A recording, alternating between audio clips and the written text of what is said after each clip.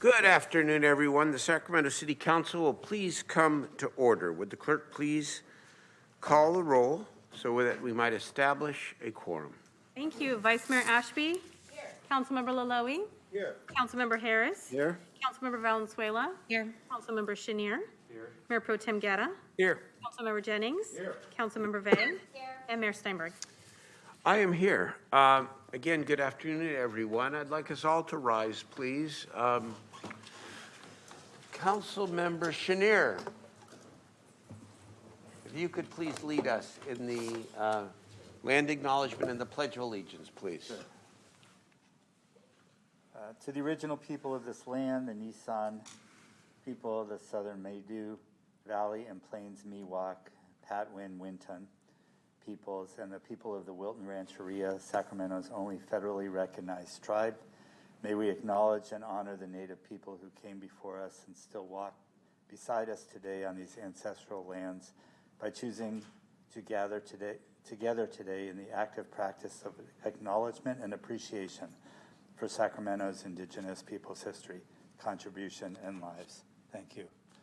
Salute, pledge. I pledge allegiance to the flag of the United States of America, and to the republic for which it stands, one nation, under God, indivisible, with liberty and justice for all. All right, thank you, Councilmember Chenier. We begin today with 4 presentations. I know there's one on the 3 on the agenda, and then Vice Mayor Ashby has asked to present a 4th to one of our city leaders. And so that would be fine, obviously without objection. But let's begin with number 1, which is really proud. I know I'm proud to be part of the presentation recognizing Filipino American History Month. And who is here to accept the resolution? Please come on up. So I think it is really, really important that we recognize not only the great diversity in our wonderful city, but to recognize the diverse communities that make up the richness of Sacramento. And there are 42,000 Filipino Americans living in the city and county of Sacramento. And this is a community that contributes so much to our civic culture, our political culture, our business community, our philanthropic and nonprofit communities, whether it's Filipino American History Month or the Philippine National Day Association, the Pacific Rim Heritage Foundation and Festival. A resolution cannot do justice to how proud we are that Sacramento is home to so many Filipino Americans. And so this is Dr. Rodriguez, is it? Oh, no, sorry, she couldn't be here today. My name is Megan Sapigao, and I'm representing both the Labong Group and the Bulasan Center for Filipino Studies. Okay. Well, do you have your 30-minute speech ready? Not today, not 30 Okay. minutes. That's all right. Well, welcome to you. And Thank you. oh, we do have council. Thanks, Mayor. I think you, me, and we're all Councilwoman presenting. Valenzuela are tag teaming. It's all good. I'm You just jumped sorry. right in. No worries. You did great. Thank you so much. Thank you so much, Mayor. Really happy to be celebrating Filipino American History Month. I also just wanted to share that I'm wearing a malong. It was given to my staff, Kirby, who's actually right there in the audience. And a malong is an indigenous hand-woven garment from the Philippines, also known as the cloth of life. So thank you, Kirby, for giving me this to wear today to really celebrate Filipino American History Month. I also wanted to acknowledge that today is also Larry Itlong's Day, which was established by Governor Newsom. And for some that may not know our Asian American Pacific Islander history, Larry is often the forgotten Filipino American activist behind the Delano grape strike. He was a labor leader, a civil rights activist who worked alongside Cesar Chavez to protect farm workers and immigrant rights. And so just wanted to make sure that we center that as well. Mayor, you have shared already, there's around 42,000 Filipino community members playing a critical role in our county and our city, and this is probably an undercount. And right here in South Sacramento, in my district, in District A, I know we have many local businesses located on Mack Road, and businesses owned by our Filipino community. A shout out to Seafood City in particular, off of Mack Road. Today's resolution is definitely, to honor and celebrate our Filipino community for their contribution, but also wanted to center a group, the Laban Group. They're a Filipino ethnic media collaborative, and their job is really to promote awareness about the Filipino American community, and really also the anti-Asian hate incident that's been on the rise in our community. They have been doing incredible work to reduce stigma around reporting hate incident, hate crimes, and really enhancing the understanding of resources for victims and survivors in our city. And so wanted to also acknowledge that they're part of the work, Mayor, that that the City of Sacramento has partnered with Councilmember Chener's office, Councilmember Jennings, and Councilmember Guerra when we launched our regional convenings around Stop AAPI Hate. And so this collaborative is actually funded by the Stop the Hate campaign, in partnership with the California Commission on AAPI Affairs. So really honored that Megan's here today. She is a fierce leader in the Filipino, but in the Sacramento community, Megan, and really happy that you're here today to accept this resolution, and happy Filipino American History Month to you. So with that, I'll hand it over to Councilwoman Valenzuela to say a few words, and then give it back to you, Megan. Thank you so much, Mayor and Council Member. We have already such a great introduction already, and I want to thank you for being here as well. I just want to add too that it was actually Larry Itliong and the Agricultural Workers Organizing Committee that started the Delano Grape Strike, demanding $1.40 an hour and a union, and then they later merged with the group led by Dolores Huerta and Cesar Chavez to create what is now known as the United Farm Workers Movement, which we all celebrated and supported through their passage here to Sacramento not too long ago. But I do want to say that I think traditionally represented communities really take for granted their recognition in our history books and our public spaces, and that the Filipino American community has done so much and continues to do so much for our country and for our city, that this is just a really small but important way that we continue to lift up those stories, those experiences, and great organizations such as yours to ensure that that's recognized, and hopefully is a powerful anecdote to the anti-API hate that has been happening, unfortunately, throughout our community for far too long. So I really want to thank you for the work you do and for being here tonight, and the floor is yours to make your comments. Thank you so much, Councilmember Vane, Councilmember Valenzuela. Thank you, Mayor. Sorry, I don't have a 30-minute speech, but I do want to just express my deep gratitude. My colleagues couldn't be here today. It is a very busy month for us. And every year we say we're going to rest, but there's just so much celebration and so much to be thankful for. I will amplify that on this particular year, we are celebrating several particular milestones. It is 50 years of Filipino American Studies. We're celebrating 40 years of the Filipino American National Historical Society and 30 years of the Declaration of Filipino American History Month. And I think that it's very honoring for me to be here. I was born and raised in South Sacramento. It was my grandparents. They immigrated here from the Philippines. They built their first house on 22nd and Wairika in South Sacramento, and they have a long history here. They picked pears and they picked tomatoes in the fields. My grandfather was a monong. I knew nothing of this until I set foot in my first ethnic studies course at Sac State. I'm a graduate of ethnic studies, and it was Filipino American studies and Asian American studies that allowed me to begin piecing together this identity of mine. And I credit this piecing together of my identity to where I am now, being the fierce leader that Mai talks about, to championing, this resolution for our communities, to making sure that we have political power and representation as Filipino Americans. We have a rich history here and lots of contributions, and it's only fair that we are seen and heard. And so I am proud to represent the Laban Group. Laban means fight. And we're a collaborative of the Asian American Liberation Network, which I am the director of, the Bulasan Center for Filipino Studies, which was the first center for Filipino research and studies in the country, founded at UC Davis by Dr.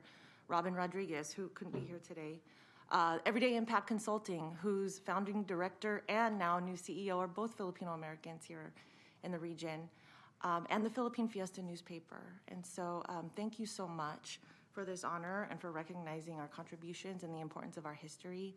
I accept this resolution on behalf of my entire community. What a gift. Thank you. Thank you. Can we take? Yes, we have Mayor Pro Tem Guerra who wanted to say a couple of words.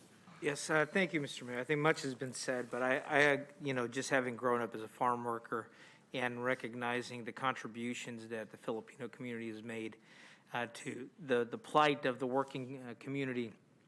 And yes, it is Larry Leong Day, but I also want to make sure that we recognize the history of Philip Vera Cruz and others who had also been advocates for social justice and making sure that all communities are represented. And sometimes, when we are celebrating the work of the farm workers, I want to make sure that as many times people see it as many of the Latinos who are out there, but the Filipinos were fighting for all of the farm workers that were out there, including the Punjabi and the Sikh who were out there as well, not just the Latinos. But so I wanted to just, again, thank that. And also, people forget that, the Filipinos have been here since 1587, I think it was, when they landed in Morro Bay. So it's been a long history here, well before California even became a state. So thank you again, and I want to thank you and your organization for all of the social justice work that you continue to do. Mr. Mayor, thank you.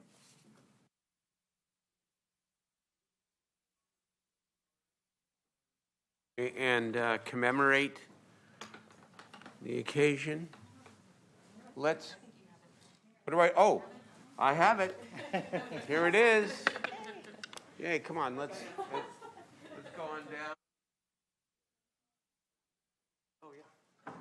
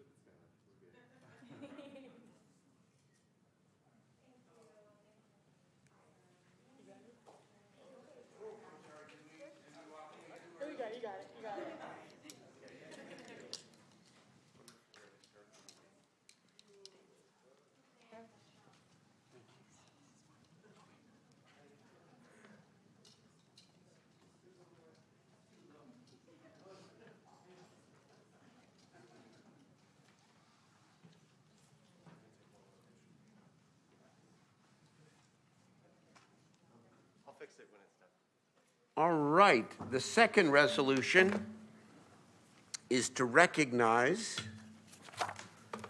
Sacramento Poetry Day. And this is,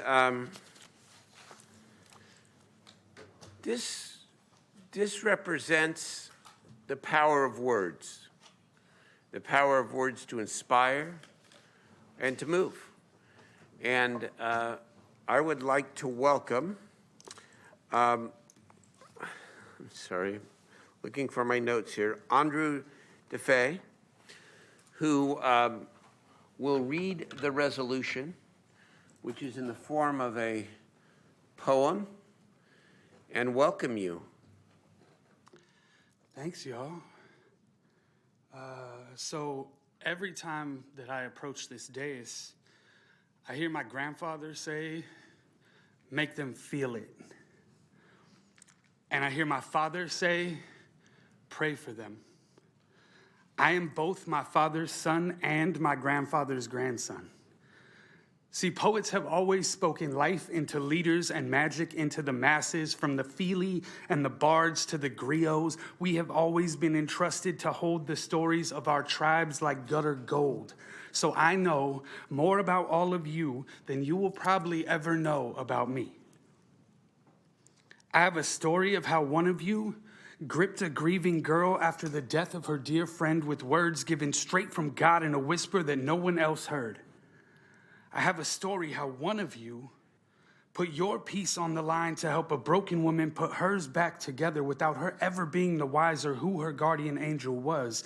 I have a story of one of you taking the time to tell a young man who life had given up on to not give up on life, and that young man finding enough strength in your words to carry them around for decades. I have stories of those who protest each one of you and who they think you are because of stories they don't know. Stories that make you more than vote counts or operators of a broken machine. The stories that make us all human. The stories where our healing is. I hold their stories that you've never heard of pain and trauma from living in this broken machine daily, but I can see clearly that there is a we because I hold all of these stories. That's the importance of poetry and poets. We hold the stories that remind us who we really are. Poetry is how we speak ourselves into existence. We are the Feely and the Bards. We are the griots. The city of Sacramento is full of mini Maya Angelou's and Amanda Gormans. The next Langston Hughes lives in the Heights and is writing right now, wondering what the worth is in his words and how do we put a price on his story? How is it told and who gets to tell it? It's simple. We don't. We teach everyone to tell their own stories. And then we listen. Thanks, y'all. And I think that's exactly what we did with this year's Sacramento Poetry Day. It's tomorrow. And over 20 poets from all over Sacramento came together to create a locally sourced poetry curriculum, made it available with live performances to the over 250,000 K through 12 grade students in the city. We did this with no city funding, no county funding, and no real support from anyone but ourselves this year. I got connected to school districts through rappers, poets, and burlesque dancers. Last week, we received a resolution from Sac City Unified to continue celebrating Sacramento poetry in their schools every October 26th. We are offering Sacramento Poetry Day as more than a one-year project, but a foundation and a model for putting the arts back into schools while employing local artists. I hope to talk to each of you in the next few months about how to bring Sacramento poetry and Sac Poetry Day specifically to life in your districts. And now I'm going to read this resolution. You're great, by the way. Thank you.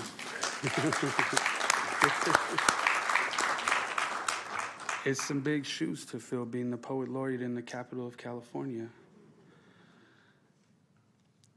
Whereas poetry exists in the breath of all cultures, a bridge between our ancestors and our children. Whereas poets have always been sought after for insights into ourselves and hope in dark times. Whereas poetry is scientifically proven to benefit the mind and body when felt by the heart. Whereas poetry is art, language, history, science, and math.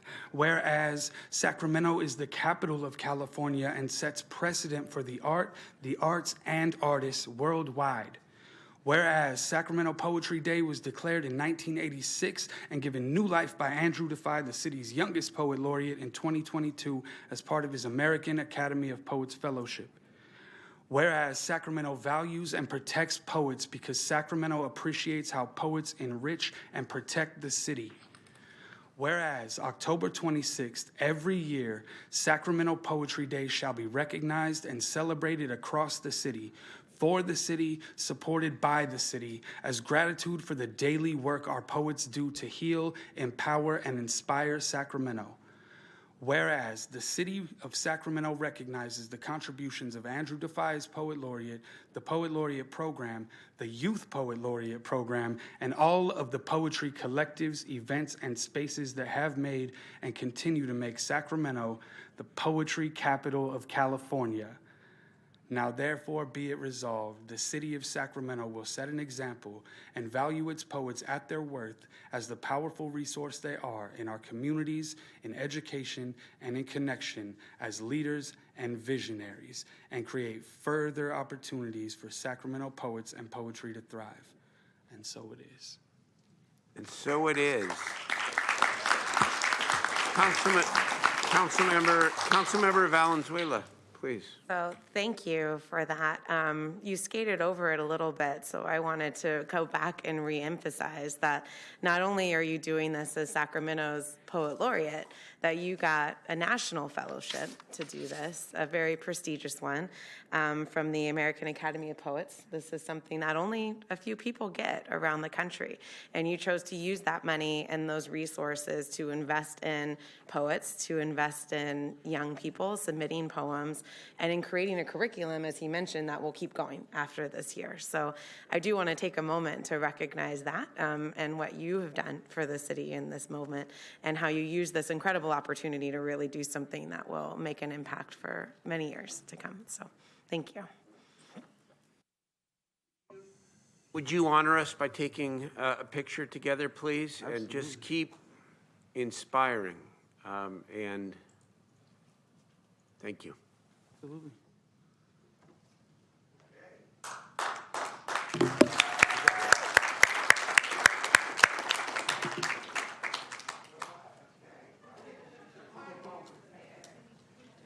Hey.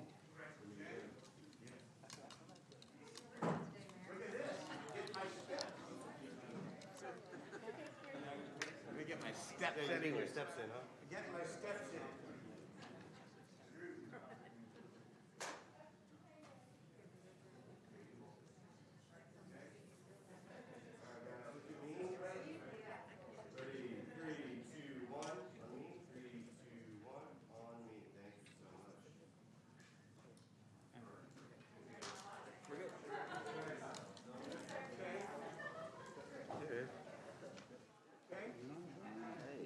I'll get a picture of you. So, here we go.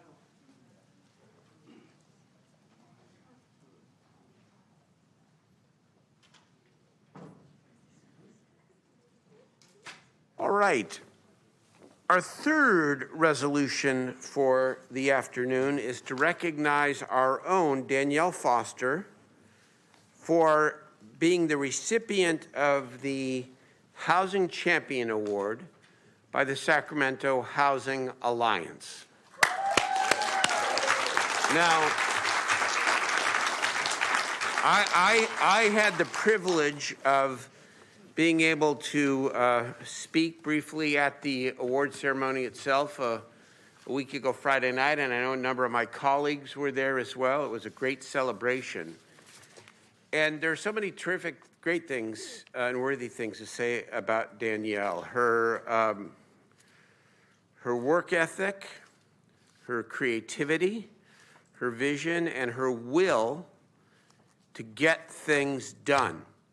But I think rather than continuing on that theme, the best way to recognize and honor Danielle is to just ask you to look at items 13 and 14 today on today's City Council agenda, because that's where the work speaks volumes. Today, thanks to what you have sort of pieced together with a little help from all of us, but you've driven here. I mean, including what we've already funded, some of it with SHRA, some of it from our city direct housing funds, 2,759 affordable housing units. Yeah. 820 today. That's why you are the recipient of this award. And just like last week, where we honored Vice Mayor Ashby and SHRA for their terrific work on the Project Home Key project in Natomas, just another opportunity to say thank you to you and to be able to present this once again before the city staff and before the millions of people watching on television here today. So, Danielle, congratulations to you. Thank you.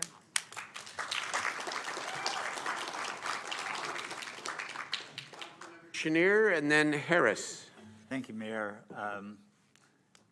Actually, I was going to talk about what we're doing today and talk about the fact that that plus another couple thousand units has been the work of someone who has created kind of a department out of nothing. I mean, it's not something that we used to do, and has taken all of these component pieces and put them into something where we can do good. And we have a crisis in housing, we have a crisis in affordable housing, and you are not a one-person band, but you are the leader of the band who have really made this happen. And I will just share that if we really wanted to give her an award, it would be made of ice cream. And we went to Dairy Queen and celebrated after yesterday. So just want to say thank you. It's been an honor to be able to work with you on all these projects. And again, today is the culmination of this set of work, and I know there'll be a lot more to come. Thank you. So before Danielle speaks, there's a second half to this presentation. And I know you don't mind sharing the limelight a little bit.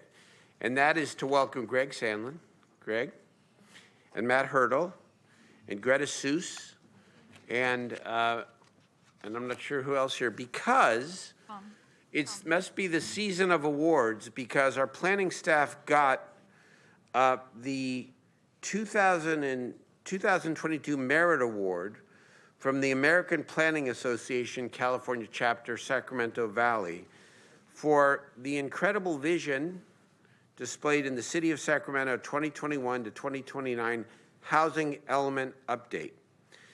And no small task, and Tom Pace, of course, no small task to actually lay out the template and the vision for what it is we need to then follow through on with funding, with the decisions that we make here to make sure that everyone in Sacramento has a decent place to live. I love the quote on this certificate.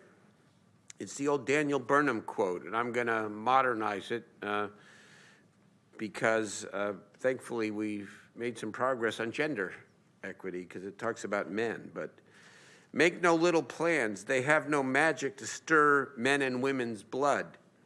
Make big plans. Aim high and hope and work. And that's what I think this document and the template that you've worked so hard on does. And you've allowed us now to move forward with some vision and with some clarity. So to you guys as well, congratulations. So before we take pictures and, what's that? I know. That's what I said. Before we take pictures, I was going to call on Jeff Harris, Eric Guetta. Go. Thanks, Mayor. I really enjoy working with our planning staff. Over the last number of years, we've worked on a lot of issues and ordinance, and they're really fantastic people to work with. I'm going to brag a little bit here. I met Danielle on a Martin Luther King march some years ago. Just struck up a conversation. We talked about housing. She worked at Roseville at the time. And I thought, man, she'd be great on the city staff. Anyway, out of the blue, I asked her to join our entourage on a Sister Cities trip to China. Isaac Gonzalez is in the back there. He was also on that trip. And we had a wonderful time. Really, really pleased that you went with us, Danielle. As I recall, at that point, I was starting to really talk to you about working for the city.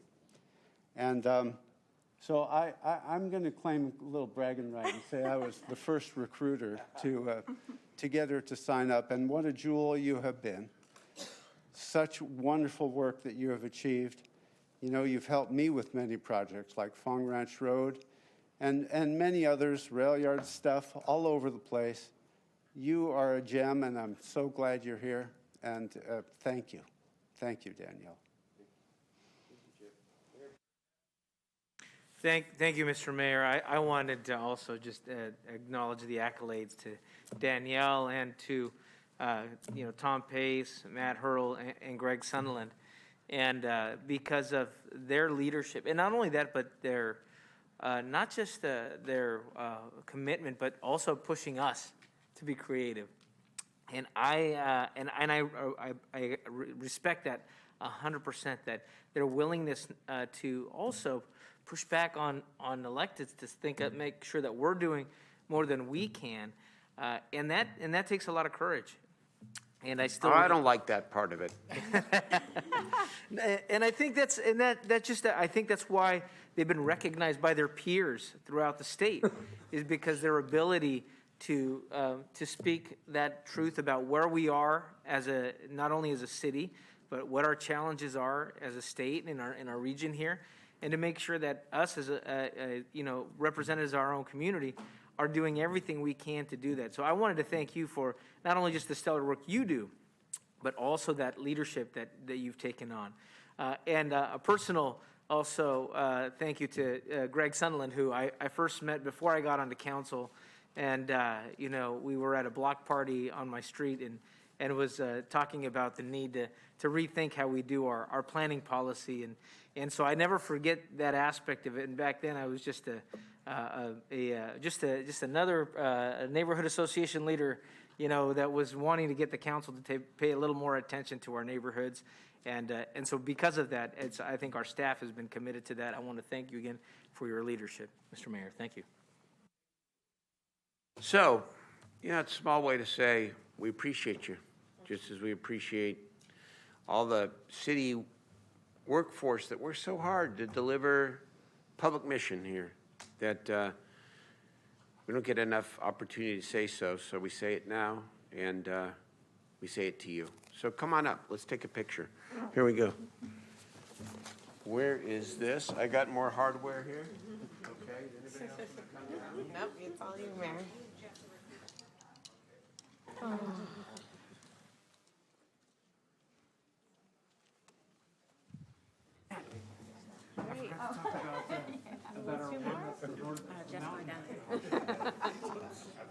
Hold on. Yeah. I know. Hold on, they're coming. The Tough Mudder.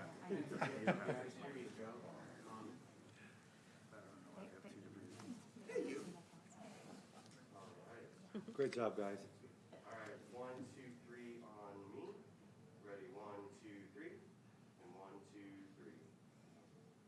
Good. I got it. All right.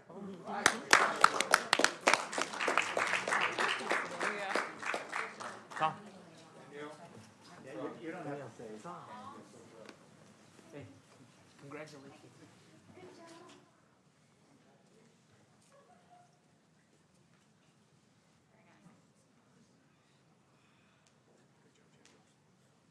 Okay. One more that's off agenda. Vice Mayor? Thank you, Mayor. I love awards night. Congratulations, Danielle and the planning team. Those were two very big awards, so I hope the planning team award doesn't, those are both really big and important. Congratulations to you both. And it was fun to honor the SHRA team last week, and just to know, and hopefully people see how hard the city of Sacramento is working on all of these housing issues, and all of our partners are being recognized for that hard work. So Tom, Michelle, Danielle, everybody, good job. Congratulations to all of you. And speaking of leaders getting awards, I'm trying to find ways to bring awards to this council every week. This is not for me, but isn't it beautiful? Councilmember Vang and I went to an event on Friday night. I didn't tell him we were putting this on. This is why I didn't put it on the agenda. This is for all of the staff's fearless leader, our city manager, Howard Chan.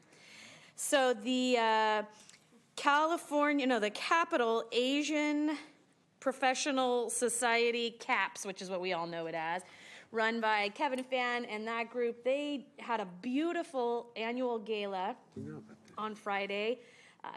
Mayor Pro Tem Guerra and Councilmember Vang and myself were sponsors of the event. City of Sacramento was a sponsor. They had Tin Ho as their speaker, and they had a couple other folks come and speak. But their primary award of the night that went to a leader in the Asian community was our city manager, Howard Chan. And yay.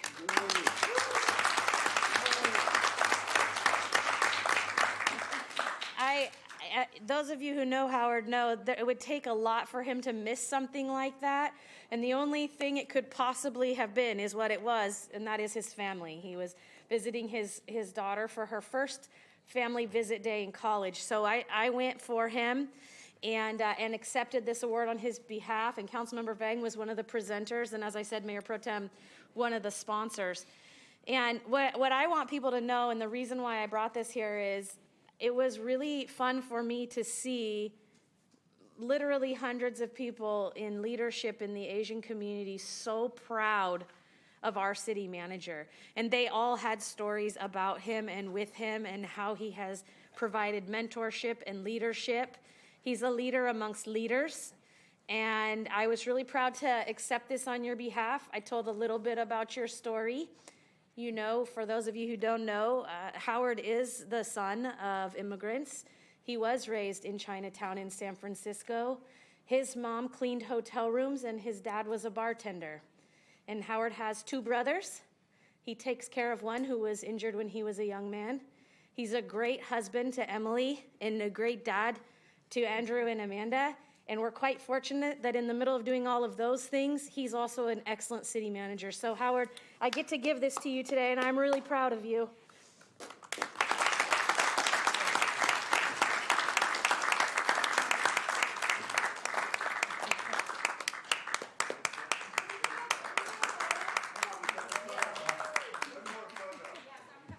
Madam City Attorney, I think that was a Brown Act violation because it was not agendized appropriately. Thank you. Take it. Let's go down there with Howard. Yeah, so you can have a. Okay. Okay. This is really our first council photo. I think you're all going. Oh, we're all going down. Oh, we're all, okay. Everybody going down.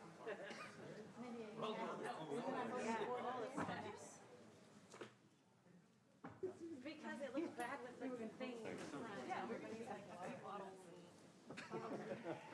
Oh, yeah. Yeah, like everybody's. Everybody's stuff, yeah. Those pictures look like crap. When you come down, I hear it looks good.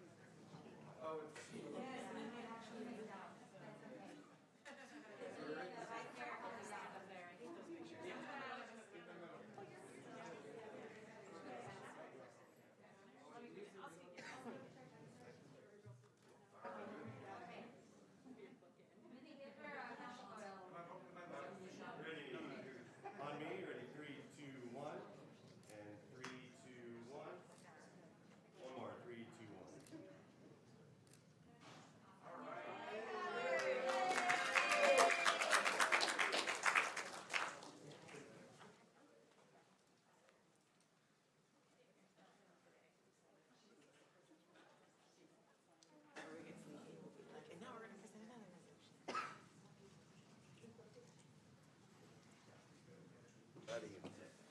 Good job. Speech, Howard, speech.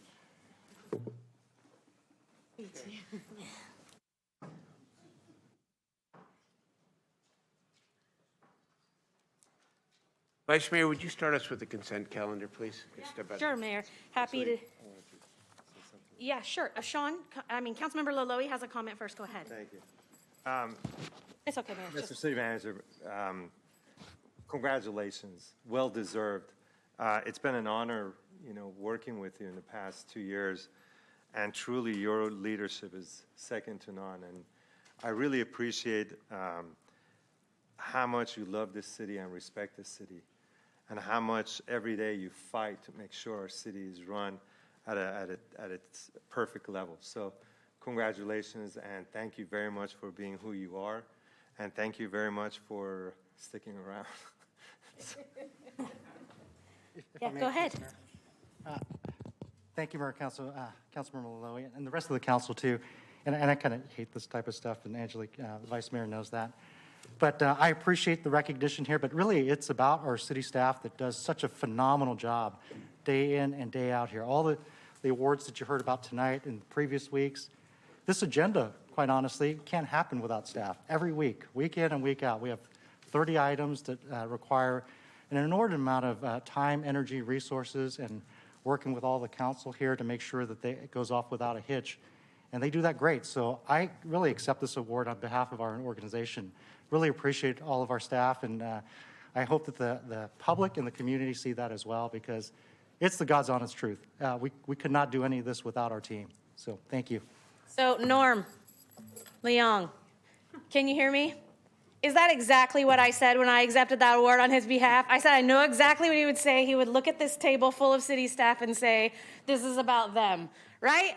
So good, so right, I knew it. So yeah, this is exactly why they gave you the award, because you just reflected back on the entire city staff, and we're so lucky to have you in a leadership role. So thank you. I was honored to go there on your behalf too, and it was fun to hang out with my colleagues. My daughter helped me get that award for you too, so Peanut was really excited. All right, Madam, that's enough accolades for ourselves for one day, although I do love it. Madam Clerk, will you get consent started for us, please? Yes, so the consent calendar consists of item 1 through 12. I'd like to remind members of the public, if you would like to speak on an agenda item when the item begins, if you're in council chambers, fill out a speaker slip. If you're on Zoom, raise your hand. After the first speaker, we will no longer accept speaker slips, and the raise hand feature in Zoom will be disabled. And I have only one hand raised in Zoom for the consent calendar. Okay, before we go to that, let's see what, we have Mayor Pro Tem Guerra too. Thank you, Madam Vice Mayor. I wanted to, one, move the consent calendar, and also one of the items there is to appoint the new executive director for the Sacramento Employment Training Agency, and I'd just like to personally welcome Jennifer Hernandez as our Sacramento Employment Training Agency Director. And I know that if the council approves this, the county approved the appointment earlier today, that there'll be an opportunity to get to know the executive director for both our employees, our community members, CBOs, and all the great work, including our governing board. Thank you, Madam Vice Mayor. That's wonderful. Well, welcome. I second it. Welcome to her. Moved by Mayor Pro Tem Guerra, seconded by Councilmember Laloe. I think we can do an all in favor signify by aye. Oh, wait, I'm sorry. We have one public comment first. So the one comment is D8 Neighborhood Vine. Yes, Madam Clerk and Madam Vice Mayor, I would like to have a definition placed in item number 2 for title line and catch line that's missing in the detail of the attached addendum. I'd like for number 2 to be removed from the consent calendar, and also number 12 to be removed from the consent calendar. And the reasoning for that is there needs to be more detail to the public and given to the public on those items. Thank you. Okay. I have no more speakers. Okay. All right. Thank you very much. We have a motion and a second. All in favor signify by aye. Aye. Any opposed or abstaining? Madam Clerk, we could keep the roll open for the mayor to add his aye to the consent. Yes, Mr. Mayor. Aye. Thank you. All right, moving on. Thank you. You are welcome. Thank you, Vice Mayor. That was a quicker consent calendar than usual. Members, what's that? It was consent, yes. I would propose without objection that we take items 13 and 14 together, separate votes, obviously, but it's really all one package, and so if we can present it in that way, I would really appreciate it, because I think it all thematically fits together. Danielle Foster, the podium is yours. Thank you, Mayor. Danielle Foster, Housing Policy Manager for the city. If I could get the PowerPoint. We're going to start off with the first item is the external loan policy for public benefit projects. And accompanying it is the recommendation for the Gateway Mixed Income Housing Project. Next slide, please. Oh, I get to do that now. Okay, so back in over the summer, the City Council asked us to look at creative ways to use available fund balance to accelerate some of our public benefit projects, things that would bring on affordable housing, workforce development, public use facilities, and the like. Looking at opportunities for catalyst projects that would result in more private investment along our corridors and in our redevelopment areas, and overall lowering project costs by doing more favorable loans that allowed projects to accelerate construction and not have to phase development. This also provides opportunities for other public benefits like affordability and other requirements by the city. And so looking at this, we were looking as staff through fund balances for special funds and made that part of the policy is as available fund balances within our special funds are available, they could be made towards these public benefit projects. Looking at loan policy parameters that would include short-term loans from a 5 to 10-year range. That's short in the world of affordable housing in most projects.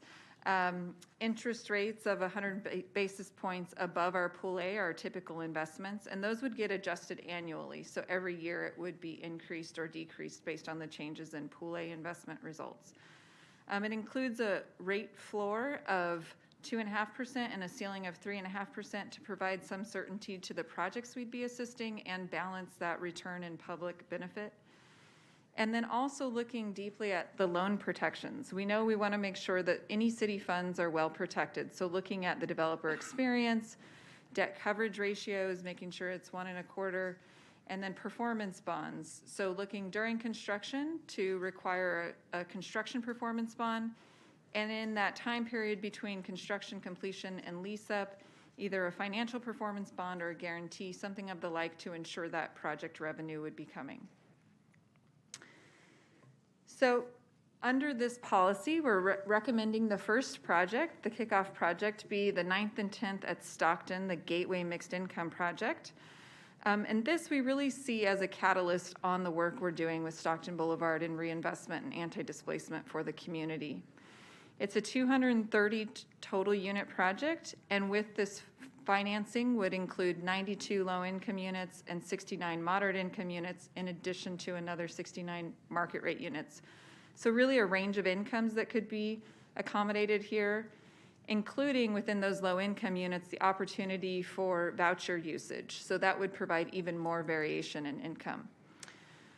It's gone through the planning entitlement process and been approved, and it's really in the building permit review period, so ready to go as soon as a loan could be provided.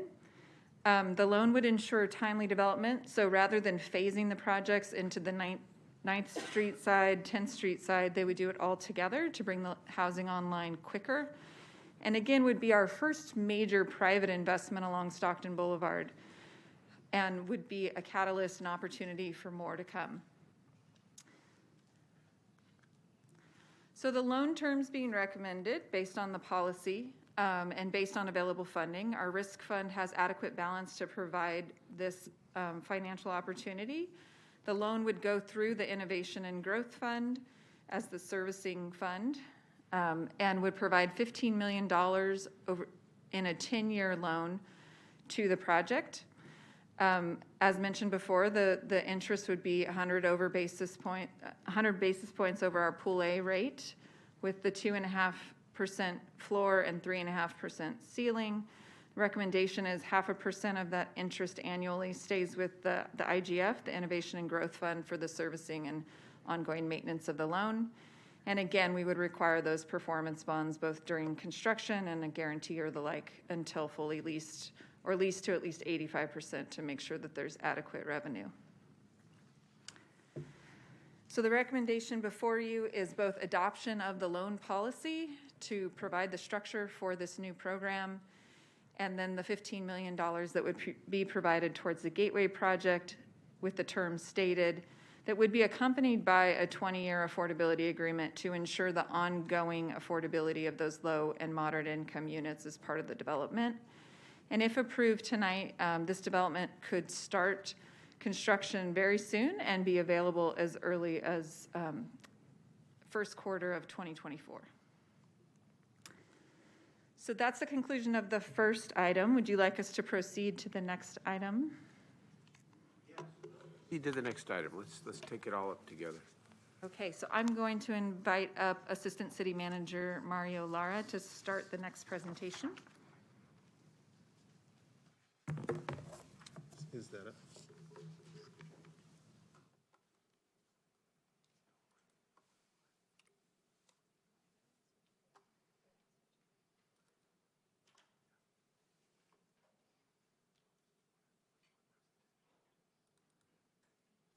Mr. Lar, staff will pull up the presentation, and if you'll just use the clicker. Staff, will you pull up the presentation? Good afternoon, Mayor and Council. Mario Lara, Assistant City Manager. The second item before you is an update on the comprehensive siting plan and alignment with local homeless action plan. I'd like to thank staff, many staff who worked on pulling this report together, including our fantastic housing policy manager, Danielle Foster. I'll be turning it back over to her shortly, but please allow me to provide a brief update and overview of what has been accomplished with regards to homeless response to date. In August 2021, Council adopted the Comprehensive Siting Plan. In June 2022, Council adopted the Local Homeless Action Plan, and to date, staff efforts to execute on those plans have yielded over 1,100 spaces, including 941 shelter beds, 50-bed outreach and engagement center, and 150 safe parking and safe camping spaces. Here, this table summarizes those sheltering spaces being provided with city funding and in partnership with SHRA, nonprofit organizations, and local motels. Total of over 1,100 spaces, over 11 programs.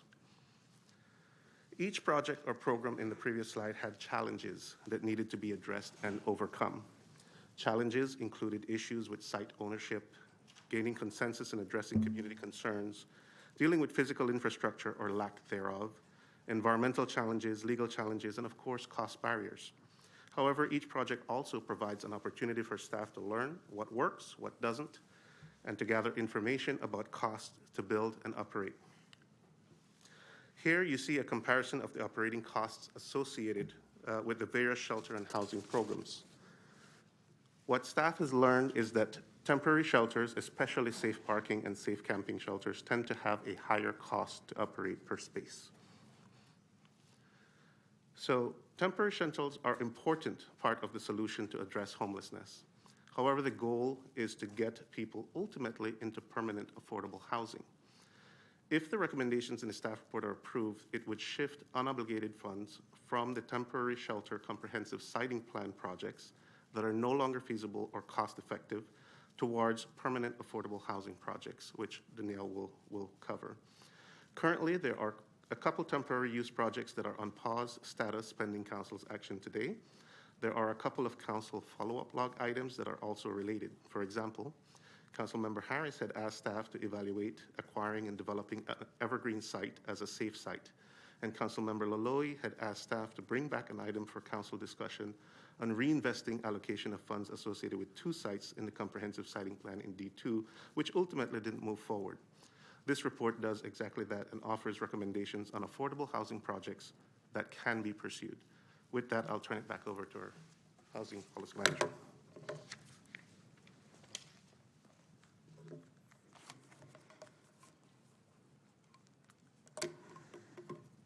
So within the recommendations, shifting some of these funds towards affordable housing sites, we wanted to talk through the policy objectives related to this.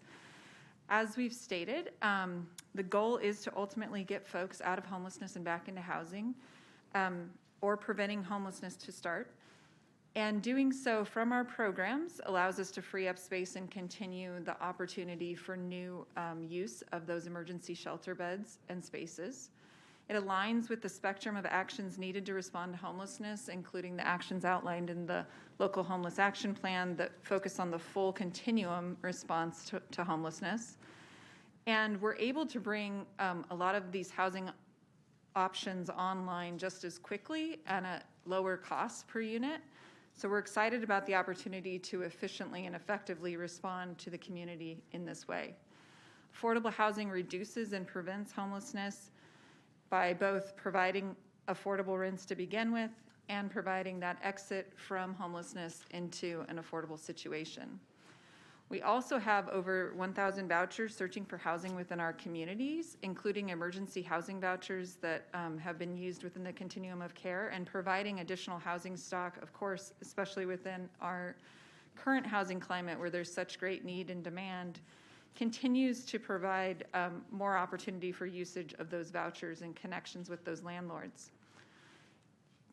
Projects within our recommendations tonight include homeless set-aside units, direct referral options, and master leasing, so we can even more directly connect the needs of homeless individuals or at-risk individuals to these housing opportunities. So this is just to recap the sites that have been brought online as our Assistant City Manager Laura was talking through those beds, and just highlighting what was in the comprehensive siting plan and has been expanded upon, including some of our home key sites and our Meadowview Village that's now moved over to Fruit Ridge, the Engagement Center, and then of course the safe parking and shelter beds.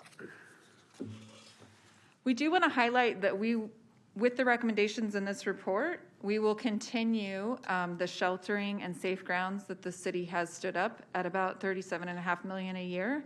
And that includes services, supports, security, rehousing efforts, all of the work that goes into that. We're continuing to look at the need for motels, especially with the winter months, and making sure that if there's opportunities there under the FEMA reimbursement that we're connecting those dots. We continue to work with the county and our partners at Sacramento Steps Forward to ensure that we're supporting the collaborative efforts on having encampment supports through toilets, outreach, coordinated access navigation teams that's coming online with the coordinated access work that we've been directed by the council to continue. And then, of course, the voucher support that we're doing through both our former Pathways clients and then that our partners are continuing with the EHVs and the housing choice vouchers. We'll continue to consider new sites as they come online and new state funding as it becomes available. And of course, through the partnership agreement work with the county, we continue to have conversations about sheltering and services, including downtown services. But the report recommendations tonight for the housing projects include several housing projects that I'll go through right now in a little more detail. The first one is a partnership project, a really new innovative opportunity with Paratransit, who owns a property next to their current headquarters in South Sacramento at Woodbine and Florin. And this would be an expansion on the KIND project and bringing it to the KIND project South, which would include 216 low-income units and partners with a myriad of programs that are already in our community serving transition-aged youth, resources for independent living, and other individuals that need accessible units. This would be a fully accessible project and really collaborates those services together to make them more efficient and opportunities for the residents to really connect more easily to that support. That's $8.5 million being recommended, $8.4 million. And if proceeded with tonight, it would complete construction by June 2024. So that's a fast opportunity there. The next two sites are state surplus properties that have been in process and are also ready to proceed towards pre-development and construction. The first one is at 440 Arden Way. This is the Arden Armory site in connection with the old city surplus properties, and that totals 124 units and includes opportunities from extremely low to low income. And they're in need of $3.7 million as they're continuing to finish off some of their state and federal competition and would be able to start construction and be ready in fall 2024. The third project is a partnership of CADA, the Capital Area Development Agency, and Mutual Housing. And they are also developing one of the state surplus properties at 8th and R. And that would include 242 units from extremely low to low income households.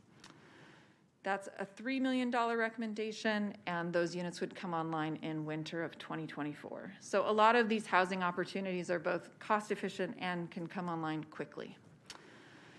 Eden Housing, this would assist Eden in adding more towards their financing package. They, of course, could continue to use this to leverage state and federal funds and working on additional local resources for this to get it fully funded.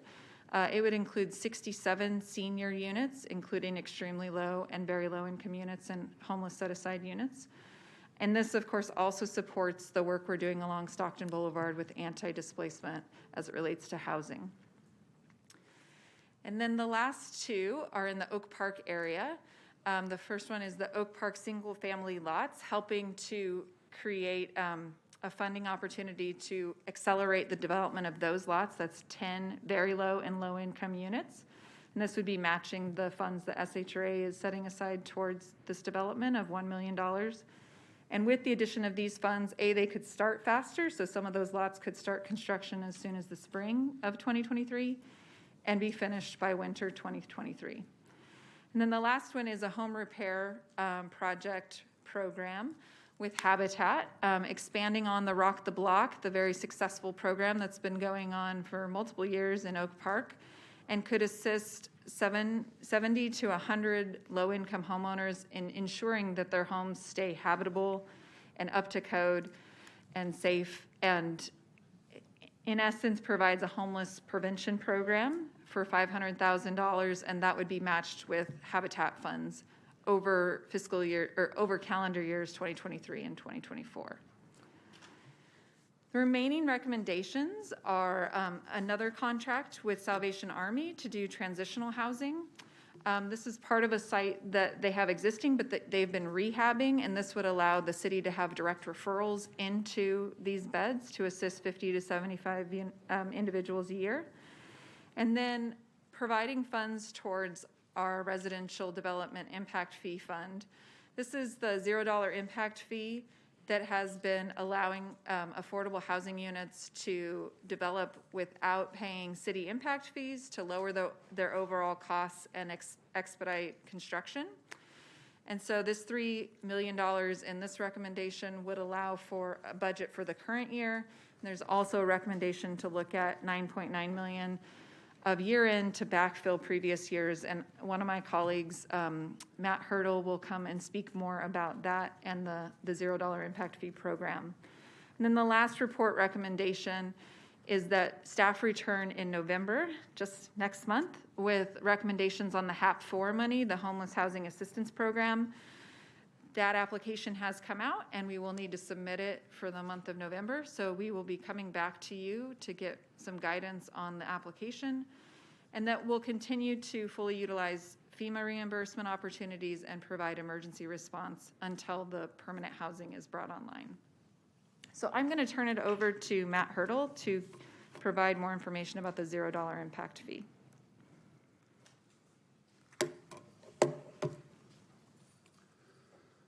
All right, thank you, Danielle. Good afternoon. Mayor, members of City Council, Matt Hurdle, Long Range Planning Manager. As a follow-up to council presentation on August 9th, staff is requesting funding through the end of this fiscal year for the reduced residential development impact fees for affordable dwelling units program. As a reminder, the Mitigation Fee Act in Sacramento City Code authorizes the City of Sacramento to impose fees on development projects to defray the cost to the city of new or additional public facilities that are needed because of the development project. And on October 30th of 2018, City Council passed a resolution reducing certain development impact fees for qualified new affordable dwelling units to a $0 rate, creating a new program to reduce financial barriers and stimulate affordable housing production.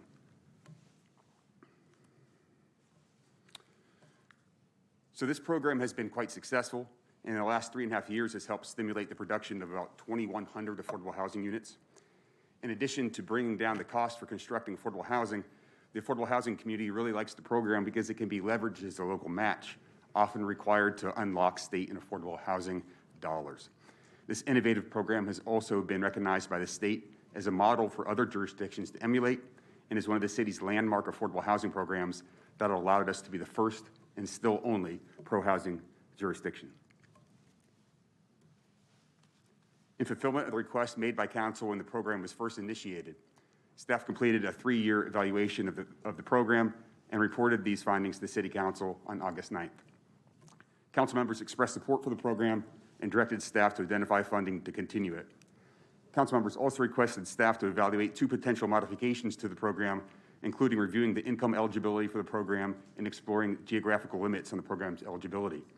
As detailed in attachment 6 of the staff report, staff recommends maintaining the program as is. Between January 2019 and June 2022, 2,076 affordable dwelling units participated in the program, As shown on the slide, through the end of June 30th, 2022, this has resulted in impact fee revenue losses of over $9.9 million. However, this only equates to $4,790 per affordable unit. This program requires funding because per state law, the city must backfill the impact fee deficits. The Mitigation Fee Act also requires the city to make findings every 5 years for impact fees not collected, including identification of all sources and amounts of the funding. The city also needs to designate the approximate dates for when the funding would be deposited into the impact fee accounts. For the majority of the impact fees, the 5-year findings need to be made in January of 2023. Therefore, staff recommends using year-end resources from fiscal year 2021, 2022, and or fiscal year 2022, 2023 to cover the impact fee revenue losses between fiscal year 2018, 2019 through fiscal year 2021, 2022. Staff also recommends allocating $3 million from the comprehensive siting plan to continue the program to the end of this fiscal year. Going forward, staff anticipates that the program will cost approximately $2.5 million annually, and staff will be tracking program participation and costs regularly. To continue the program beyond this fiscal year, additional funding sources will need to be identified. Concludes our presentation. Thank you very much. So, Mr. Hurdle, before we have Danielle finish the presentation, on the issue of the $12+ million that's recommended to be paid to backfill the affordable housing fee waiver, I'm going to recommend, and I've talked to the city manager about this, and he's in accord, that we refer that matter to the City Council's Budget and Audit Committee, where it properly belongs, because it's a $12+ million decision. And I know I have a lot of questions about how we got to this place, exactly what our legal responsibilities are over what period of time.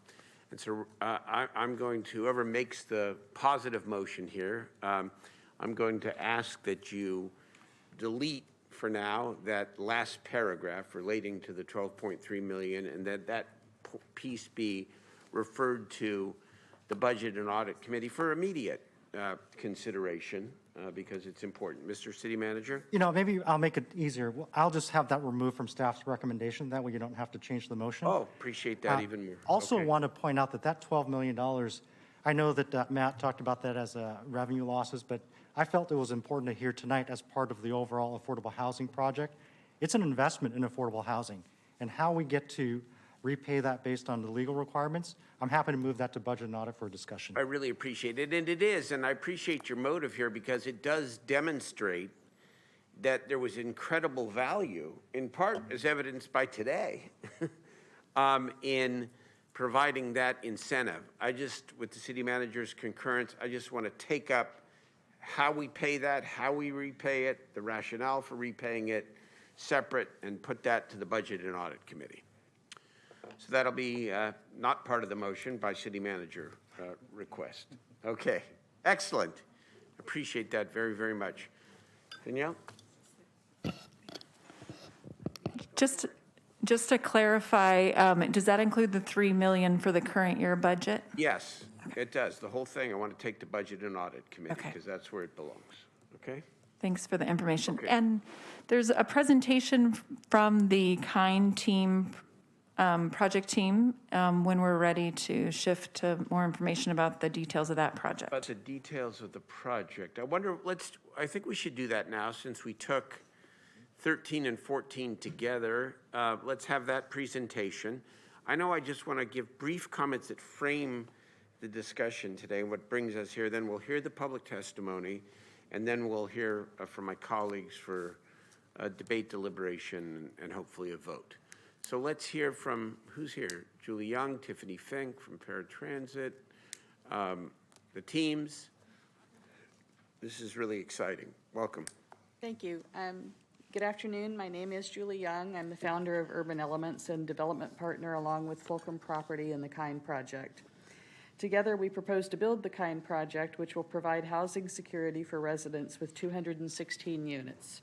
These units would be made up of studios and some 1- and 2-bedroom units, all of which are ADA accessible and all of which employ green building methods. My partners and I just completed the KIND project in West Sacramento in response to the shortage of workforce housing. The 148 units we delivered in June of this year were leased within 45 days. We are 100% occupied with a waiting list of 60 persons, which I think demonstrates the needs we have in our region for workforce housing. Our objective was to stabilize workforce housing so hardworking people did not fall into homelessness. As we shared our project with the broader community, it became evident this could also provide a solution for those more vulnerable. At completion of the KIND project, the project is sold to paratransit at a cost of $220,000 per door. We are achieving this objective using the best of market rate development principles to keep the outcome both efficient and cost-effective. We as the development team are taking no subsidy, and in fact, our development team of Urban Elements and Fulcrum Property will contribute over $7 million in project profit to paratransit to ensure the success of their ongoing operating program. We appreciate your consideration of our project and thank you for your attentiveness to the needs of our community. And with that, I'd like to introduce Nick Carter with Fulcrum Property. Thank you, Julie, and good afternoon. Again, my name is Nick Carter. I'm a vice president with Fulcrum Property based here in Sacramento. And I'm here today to say that I'm absolutely thrilled to partner with Julie as we endeavor to develop the KIND project as a sustainable and permanent housing solution. We are answering the call for the business community to contribute in meaningful ways. The project as designed is both elegant and scalable. I'm excited to continue collaborating with multiple parties in both the public and private realms as we attempt to bring the project to fruition, and achieve an excellent outcome for all stakeholders. The proposed city investment is an essential first step, and I look forward to the city council approval and continuing our work. And now I'll pass the mic over to Tiffany Fink, CEO of Paratransit. Thank you. Good afternoon, mayors and members of the City Council. I'm Tiffany Fink, and I'm the Chief Executive Officer at Paratransit and the future owner and service provider for KIND South. For more than 40 years, Paratransit has been providing innovative mobility solutions to those most in need in our community. And a strong part of that has been our role as the Consolidated Transportation Service Agency. We were the first and we are the longest in the state. And what that means is we work closely with nonprofits to strengthen their visions, expand mobility, and create efficiencies that provide financial stability. When the pandemic broke out, we immediately leaned in to provide solutions to the crisis of growing food insecurity, partnering with the city then and Family Meal to first feed SHRA residents, and then expanded through our work with Rate Plates Delivered and a partnership with the food bank to serve more than 2 million meals, and we're still going. At Paratransit, we aren't afraid of doing something new where those we serve and those most at risk in the community need assistance.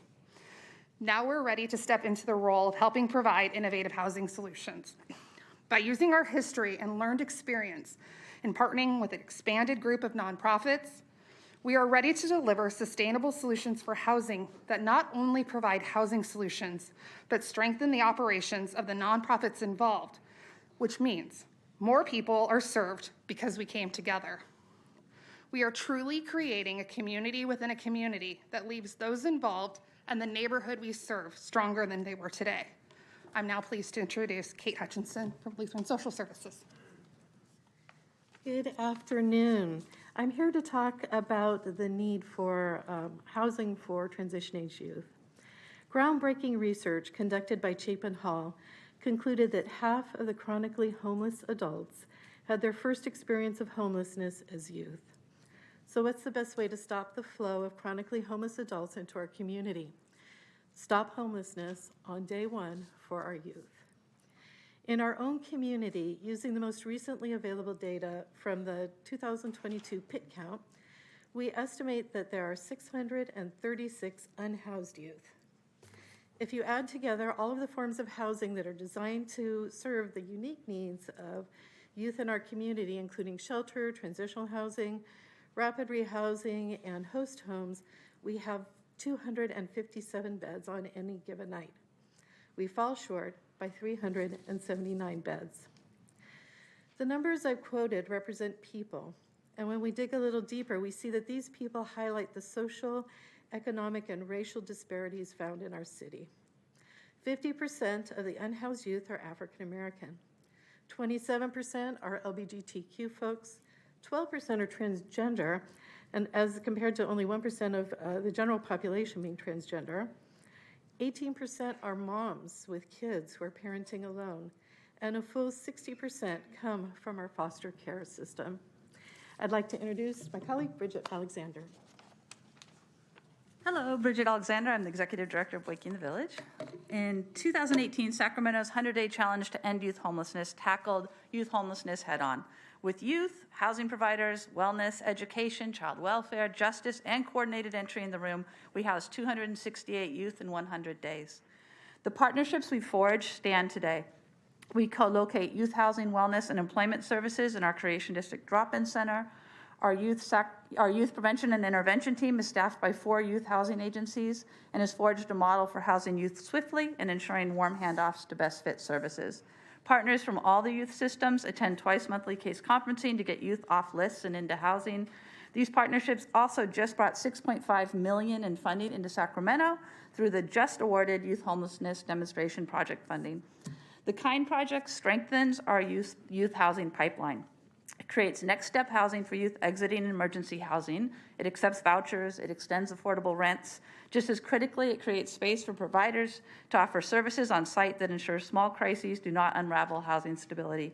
This project leverages partnerships, moves upstream to prevent homelessness, and creates flow in our emergency housing pipeline so we shelter even more youth. When we have this flow, we can stop building shelters and start building homes. Thank you, and I'd like to introduce Tim Johns from Sacramento LGBT Community Center. Hello, my name is Tim Johns. I'm here representing the Sacramento LGBT Community Center, and I'm a resident of District 4. We work to create a region where LGBTQ plus people thrive by supporting the health and wellness of the most marginalized, advocating for equality and justice, and working to build a culturally rich LGBTQ plus community. I'm here today to discuss item 14, the update to comprehensive siting plan to address homelessness and funding resource recommendation, and specifically to support the inclusion of the KIND Project South identified in staff's recommendations. In our work to provide shelter and transitional housing for LGBTQ plus youth experiencing homelessness, it is abundantly clear that we must work together to create more emergency shelter options and build many more affordable housing units that will allow youth experiencing homelessness to attain and sustain a home once they are ready for independent living. Last year, we provided 7,866 transitional bed nights for youth experiencing homelessness. More attainable rental units that the KIND project envisions will also help prevent young people from becoming homeless if they have access to a safe, stable, supported community where rental rates do not increase exponentially faster than their ability to pay. Projects like this are critical elements of progress toward long-term solutions that end youth homelessness. We are excited by the opportunity to be a potential service provider partner in the KIND Project South and request your strong support. Now I'd like to introduce Garrett Broadbent. Afternoon.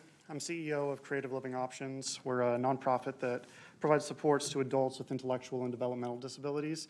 We've done so for 20 years. I'll be really brief.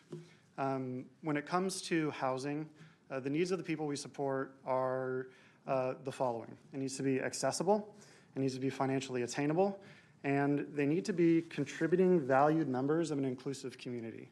This project, the KIND Project South, it addresses all of those needs. So we strongly urge your support. Thank you, and introducing Macy Amisa McKinney.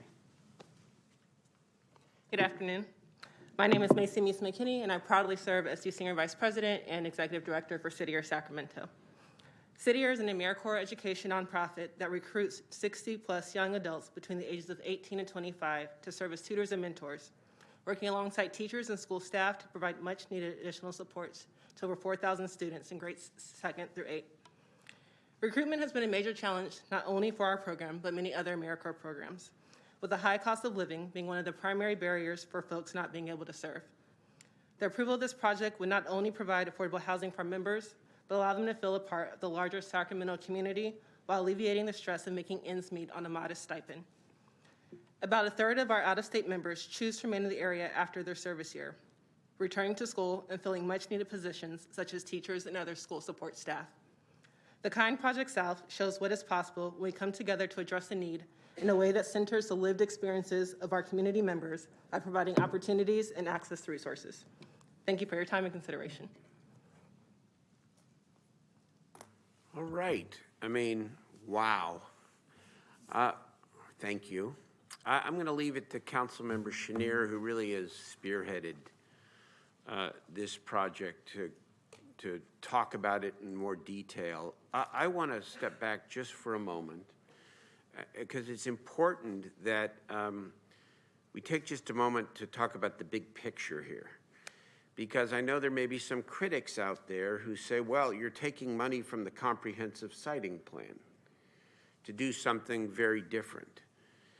And as the mayor who sort of initiated the comprehensive siting plan, I think it's important that I describe what we're doing here and why we are doing it.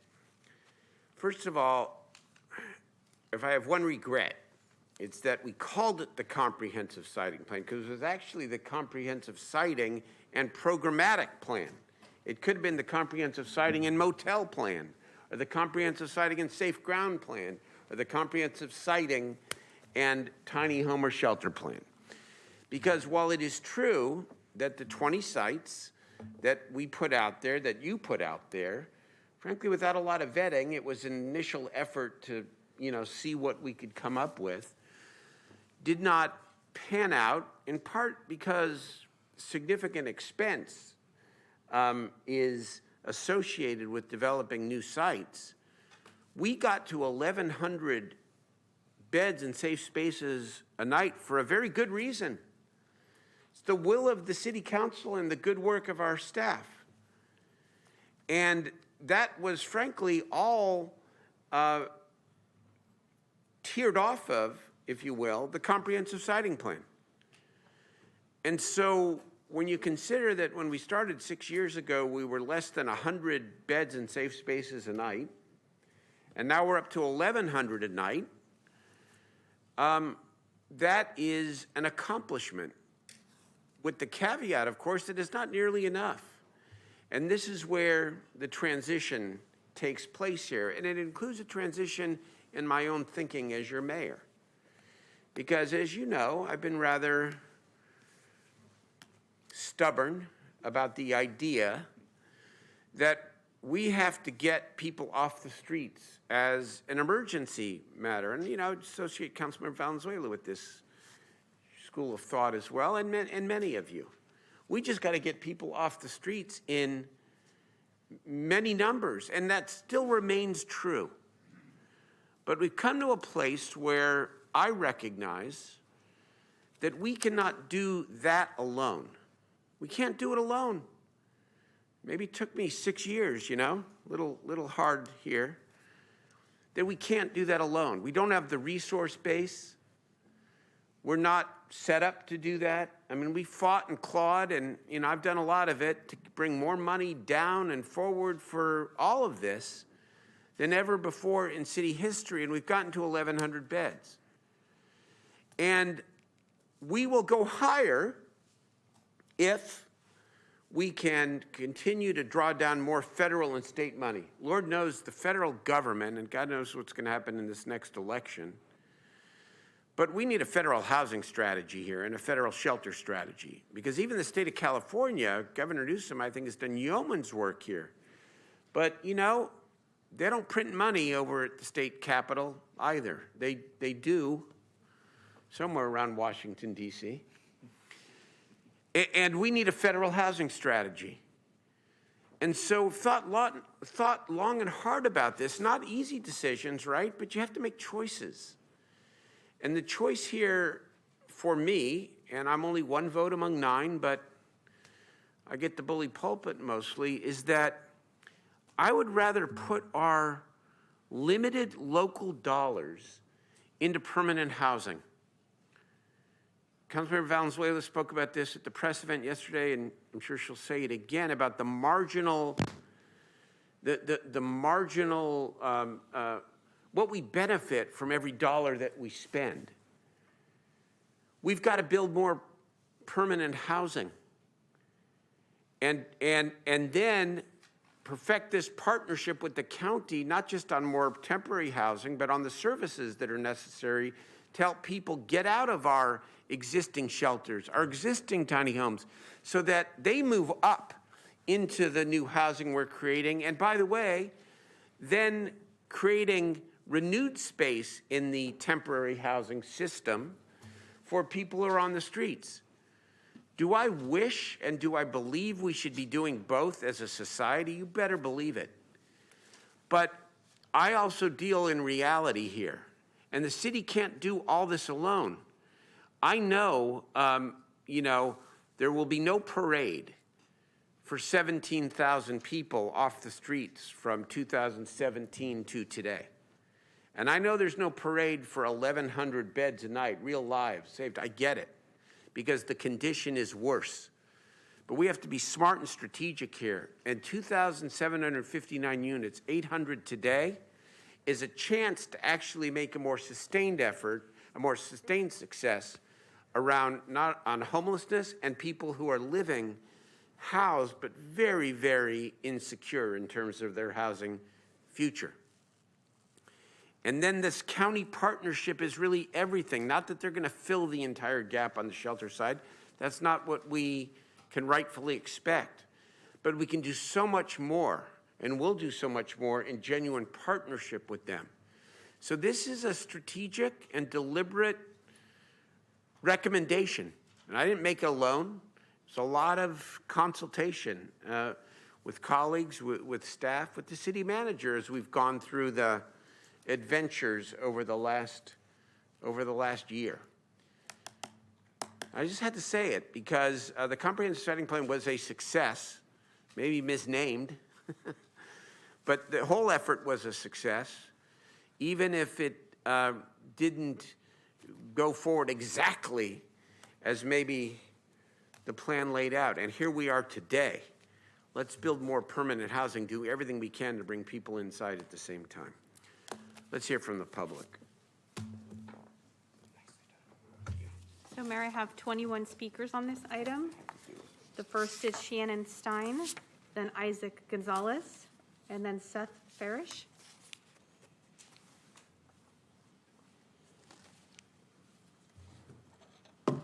Well, Mayor, that's a hard act to follow right there. Thank you for your passionate words. It's really fantastic. Such a joy to be here.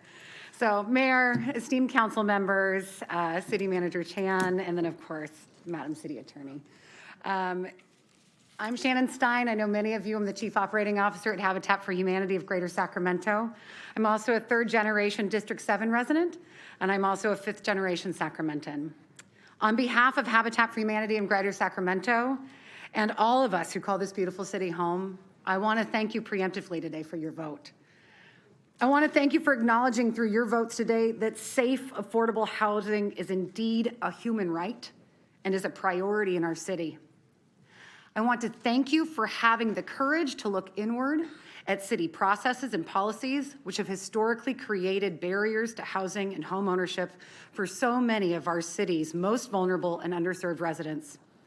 I want to thank you for listening to residents and organizations like ours and like these amazing organizations that are represented here today, and to housing experts like Danielle and Sacramento Housing Alliance to create a comprehensive housing plan which addresses the complexity of housing needs in our city, including additional resources for the unhoused, new affordable home ownership and rental units, and investment in owner-occupied home repairs for seniors, veterans, disabled, and other working-class homeowners, many of whom are on a daily and constant threat of living in fear of displacement due to their inability to address critical health and safety repairs on their homes.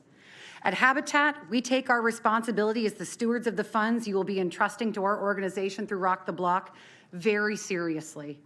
Our commitment to bringing matching private funds and other investments to the table not only ensures the full amount of city funding will go directly to the residents of the greater Oak Park area, it ensures that we will be able to leverage our resources to the greatest possible benefit to our neighbors. At Habitat, we like to say that it takes a community to build a community. Your final comment, please? Absolutely. And today, I am prouder than ever to be a Sacramentan and to celebrate each of you as Thank part you of for your that community. Thank you. Isaac Gonzalez, then Seth Farish. Good afternoon, Mayor, City Council. My name is Isaac Gonzalez. I'm a lifelong resident of the city of Sacramento, a resident of District 6, and for informational purposes only, I am the president of the Tahoe Park Neighbors Association.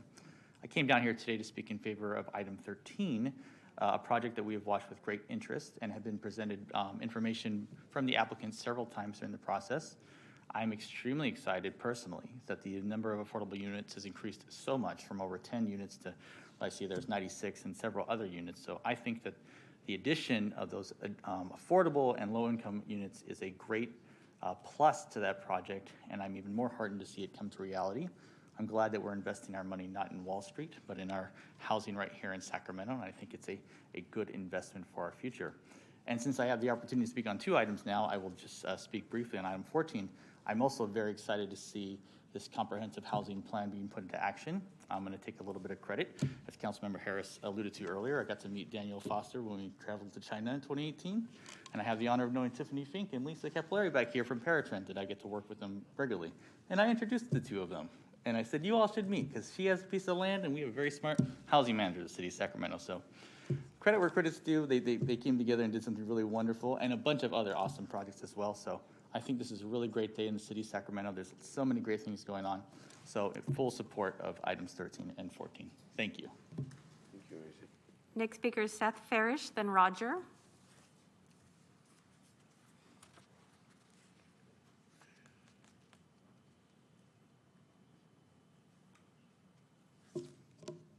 Hi, my name is Seth Farish, and I'm in the apprenticeship program for the Carpenters Union. As an apprentice, one of the biggest things I've learned about this program is what you put in is what you get out. There are no shortcuts and there are no handouts. But what I love about this program is that it gives you an idea of where you're at and where you should be in terms of how many hours you've clocked in at job sites and the amount of schooling you've completed. And by completing the proper training and putting in the hours, it gives you a sense of pride in the work that you're doing. Along with that, the Carpenters Union cares about their workers, offering safe work environments for both their brothers and sisters.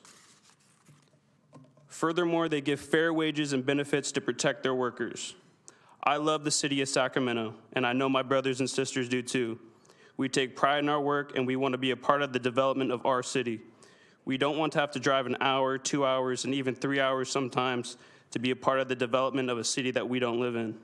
We want to be a part of the development and flourishment of our city. The Carpenters Union helps workers build a career that they take pride in. It gives them a sense of brotherhood and community.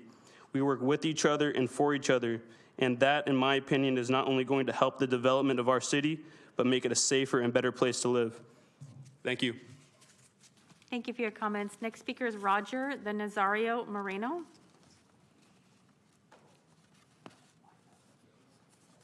And feel free to line up in the aisle if you'd like. Roger, Nazario Moreno. Hello, my name is Roger Morales from the 9109 Carpenters Union, Drywall Lathers. You see the project has that invests apprenticeships, prevailing wages, health care, and local hire are the best deal for the construction workers and the community. This allows workers and their families to live in the communities that they work in. This also means those wages that are earned will be invested back into the local community, as they will spend their earnings, and their tax dollars will also help fund local schools and government. Thank you. Nazario Moreno, then Alberto Lester. Buenas tardes, Ayuntamiento. Mi nombre es Nazario Moreno. He sido residente de la ciudad de Sacramento por más de 30 años y miembro de la Unión Carpinteros por más de 20 años. Ayer recibí noticias sobre la propuesta que posiblemente nuestra ciudad puede recibir fondos adicionales para ayudar a la construcción de viviendas, que es una necesidad muy grande en nuestra comunidad. Hoy que hablarles de la necesidad de implementar el estándar labor de futuros proyectos en nuestra ciudad, que estándar labor incluye salarios dignos, cuidado médico, aprendizaje y empleo local.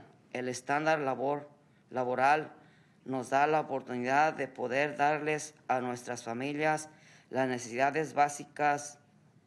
También nos da la oportunidad de trabajar en nuestra comunidad sin tener que manejar 4 a 5 horas al día para poder proveer la canasta básica para nuestras familias. El poder trabajar local nos da la oportunidad de pasar más tiempo con nuestros seres queridos y poder ser parte de la comunidad. Gracias por su tiempo. Thank you. Alberto Lester, then Renee Baez. Good afternoon, City Council members and members of the public. My name is Alberto Lustre. I'm a field representative for Carpenters Local 46. You just need to hear that our city is going to receive additional fundings for much needed affordable housing. I would like to encourage all future housing projects should include labor standards. Area labor standards include livable wages, healthcare, apprenticeship, and local hire. The importance of having livable wages is because it helps our working men and women able to balance wages with our current inflation rate that's skyrocketed in the last 2 years. Labor standards help the construction workforce be able to afford rent in the community, to be able to provide basic necessities for families. Apprenticeship helps our working class citizens gain knowledge, skills, craftsmanship. Apprentices can build projects to the highest degree by implementing skills that are learned at the training centers and the job sites. It also helps developers ensure their projects are completed on time and up to standards. These apprenticeships are the future builders of America. Hiring locally benefits our entire community, not only from tax revenues, but also from money spent by workers at our local shops. It also ensures that contractors are not bringing out-of-state workers that suppress our wages, forcing our local workforce to commute to the Bay to make ends meet. Instead of spending time with their loved ones and being involved in their community isn't acceptable. I would like kindly to ask the City Council to please adopt area labor standards language on all future projects built in our city. Thank you very much. Thank you for your comments. Renee Baez, then Beckett Calvert. Yeah, good afternoon, Mayor, City Council. I want to first thank you for giving me the opportunity to speak today. My name is Renee Baez, and I represent the NorCal Carpenters Union. Today, I want to talk about 3 simple things which I believe will benefit the city of Sacramento, and I also believe they were basic labor standards. One, that's the use of apprenticeship programs, meaning every worker is trained to do the work correctly and also safely. Number 2 is healthcare, and number 3 is local hire.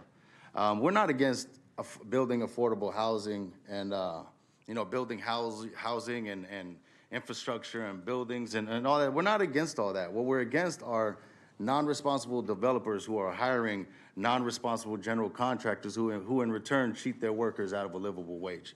That's what we're against, and that's what we have an issue with. And so prevailing wage, local hire, health care, all those things benefit the community. But developers who hire non-responsible general contractors, that hurts the community.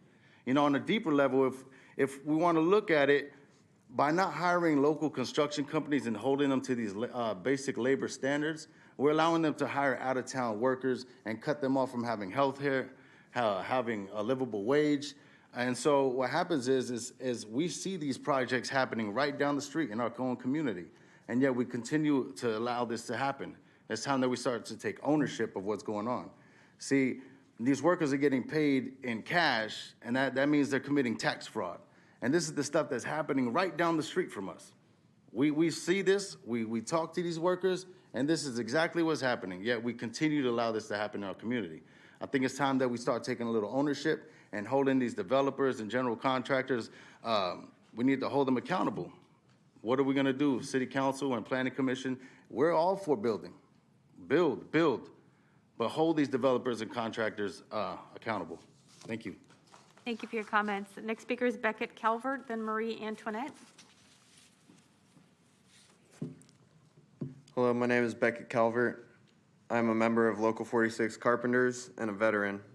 I'm a resident in the area and I work in the area. I think these developments are a fantastic idea and I highly support these projects. because this area is in need of affordable housing for various reasons and could supply many jobs to the region. But my question for all of you is this: how will you ensure the rights and health of workers on site are protected? Will this project require the use of apprenticeships and local hire, or do myself and fellow members have to keep driving to cities like Vallejo, Fairfield, and Stockton to find work? How are you going to establish safeguards so that workers have health care and receive area standard wages? Time and time again, these projects are going up, just right down the street. And workers are being ripped off with unfair wages, unfair or no benefits, and no room for growth. These were the problems of our forefathers, and it's time we progress to our standard. Establish safeguards to protect the rights of workers on this project and the developments to come. Thank you for your time. Thank you for your comments. Next speaker is Marie Antoinette, then Kenneth Doe. Good afternoon, Mayor Darrell Steinberg and Council. My name is Marie Antoinette Trevino. I'm a member of the Carpenters Union, Local 46 here in Sacramento. I have done 4 years apprenticeship. I'm actually still apprentice, still working towards the trade, and I'm proudly to be on several projects here in Sacramento, which I see the buildings going up. Pretty proud of that. I'm speaking on behalf of 38,000 carpenters, men and women across Northern California. We are here in support of the new affordable housing units because it will provide much needed housing we desperately need. Tonight, I want to speak to you about the need for labor standards. Standards we all need that will help the blue-collar workers in Sacramento. With labor standards comes a commitment to apprenticeship programs to guarantee we have experienced workforce to complete high-quality projects in a safe and timely manner. A livable wage with medical and retirement benefits that will allow workers and their families to live in the community they work in. This also means those wages will be reinvested back into the local schools and government. For all these reasons, the Carpenters Union urges the City of Sacramento to adopt labor standards as a requirement for any developer planning to build in our city of Sacramento. We look forward for your support. Thank you. Thank you for your comments. Kenneth Doe, then Matt Kelly. Good afternoon. My name is Kenneth Doe. I'm a field rep for the Carpenters Union. I would like the board to approve the 820 affordable housing unit because it makes the properties more accessible and benefits the people that want to live and work in Sacramento. However, I find it disheartening that there's a lack of projects in our community willing to pay area standard wages and health care coverage. It's a slap in the face to our skilled blue-collar workers and apprentices that are forced to drive hours away to the Bay Area to find work that pays a livable wage and health benefits. We are the capital city, and we should be setting an example, be the standard of what's doing right for blue-collar workers. I would kindly ask the City Council please consider adopting a requirement for the proposed development, pay area standard carpenter wages, health care coverage, and a commitment to hire local carpenters and apprentices. Sacramento needs more trained construction workers to meet the demand for the new housing and public infrastructure projects that are in the pipeline. Labor standard will ensure contractors pay fair wages, use experienced, well-trained workers. This leads to higher quality workmanship, meeting building standards, and completing the project quickly.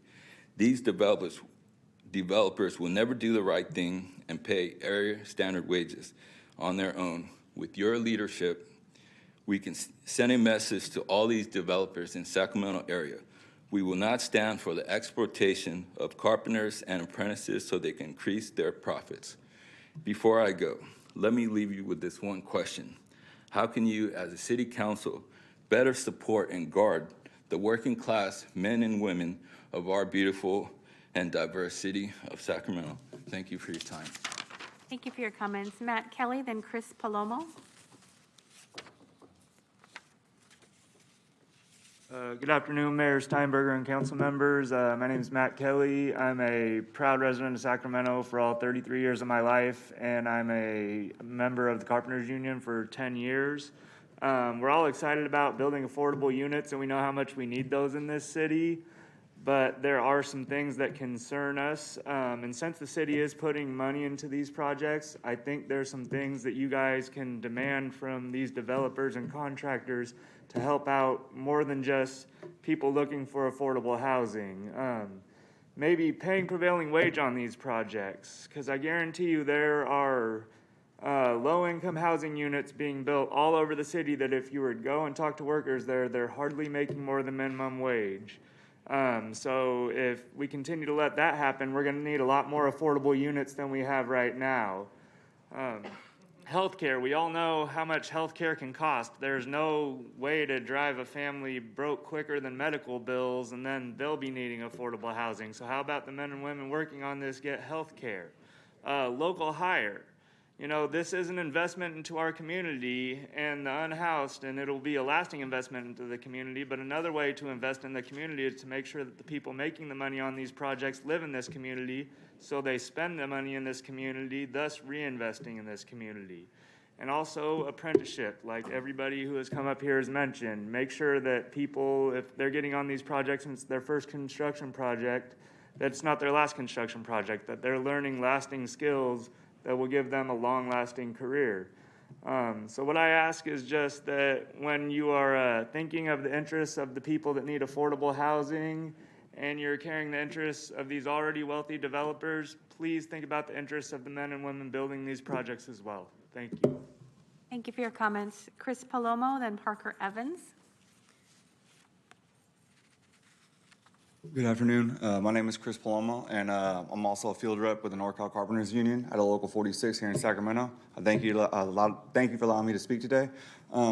First, I'd like to ask you guys, what are you guys going to be doing to make sure that these workers who are building these projects, who bust their ass, excuse my language, but every day, you know what I mean, to build the city, build what the building we're in today, how are you guys going to take care of them? And they matter too. Their lives matter, their hard work. They got families, like they've mentioned before, they're commuting in the Bay Area when they could be working right here. Also, 2 out of 5 construction workers, they don't have health care. No health care at all. I believe there's $28 billion a year of federal money that goes to supporting construction workers because they're paid such a low wage they can't do it on their own. Also, $8.4 billion a year is in construction with tax fraud, because you have irresponsible contractors that say this job does go prevailing wage, right? But they're going to misclassify the workers. They're going to cut workers' wages on other jobs to be able to low bid the actual fair and responsible contractors, on this project. That's got to stop. We got to have some type of compliance in place to make sure that this doesn't happen anymore, and that these rat contractors don't keep pushing the construction industry down, and it's a race to the bottom.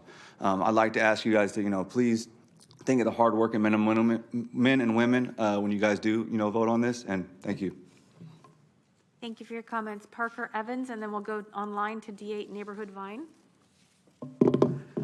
Good afternoon. My name is Parker Evans. I'm a housing development project manager with Mutual Housing California, nonprofit affordable housing developer based here in Sacramento. I want to thank staff, and thank the city council members for your support of item 14, which is going to deliver 800 units of desperately needed affordable housing to a number of different communities here in Sacramento, not least of which is a project that Mutual is working on with CADA that will deliver 240 units with prevailing wage, 100% affordable, wide range of incomes to our street, where those units are going to be desperately needed. These funds are going to enable us to compete for state and federal and private financing in the ultra-competitive world of California affordable housing financing. A little while back, I was invited to participate on an affordable housing development panel for the benefit of planners and elected officials in the Bay Area. And they asked, how can we make affordable housing more enticing for our community? How can we help you guys build? And my answer was, be more like the city of Sacramento. This is the gold standard for encouraging affordable housing development. The work that, the policies that are in place are really critical, and arguably the most important of those is the impact fee waiver program. It gives us a leg up right up front where we need it most in the competitions, and I really encourage you to maintain the affordable housing fee waiver program. We have a long ways to go, but I think that this commitment that the council is making today is emblematic of this city's commitment to affordable housing. Thank you. Thank you for your comments. Next speaker is online, D8 Neighborhood Vine, then Larry Carmichael. Thank you, City Council, and also Madam Clerk. I want the city council to also think about how they're pushing a lot of the affordable housing into areas that are already depressed areas. You've got a lot of them moving to District 2, 5, 6, and 8. We have very few of them moving into 1, 3, 4, and 7. One of the things I want you to notice is one of the selection sites was 4105, which was next to a school, which is Ephraim Williams College Prep.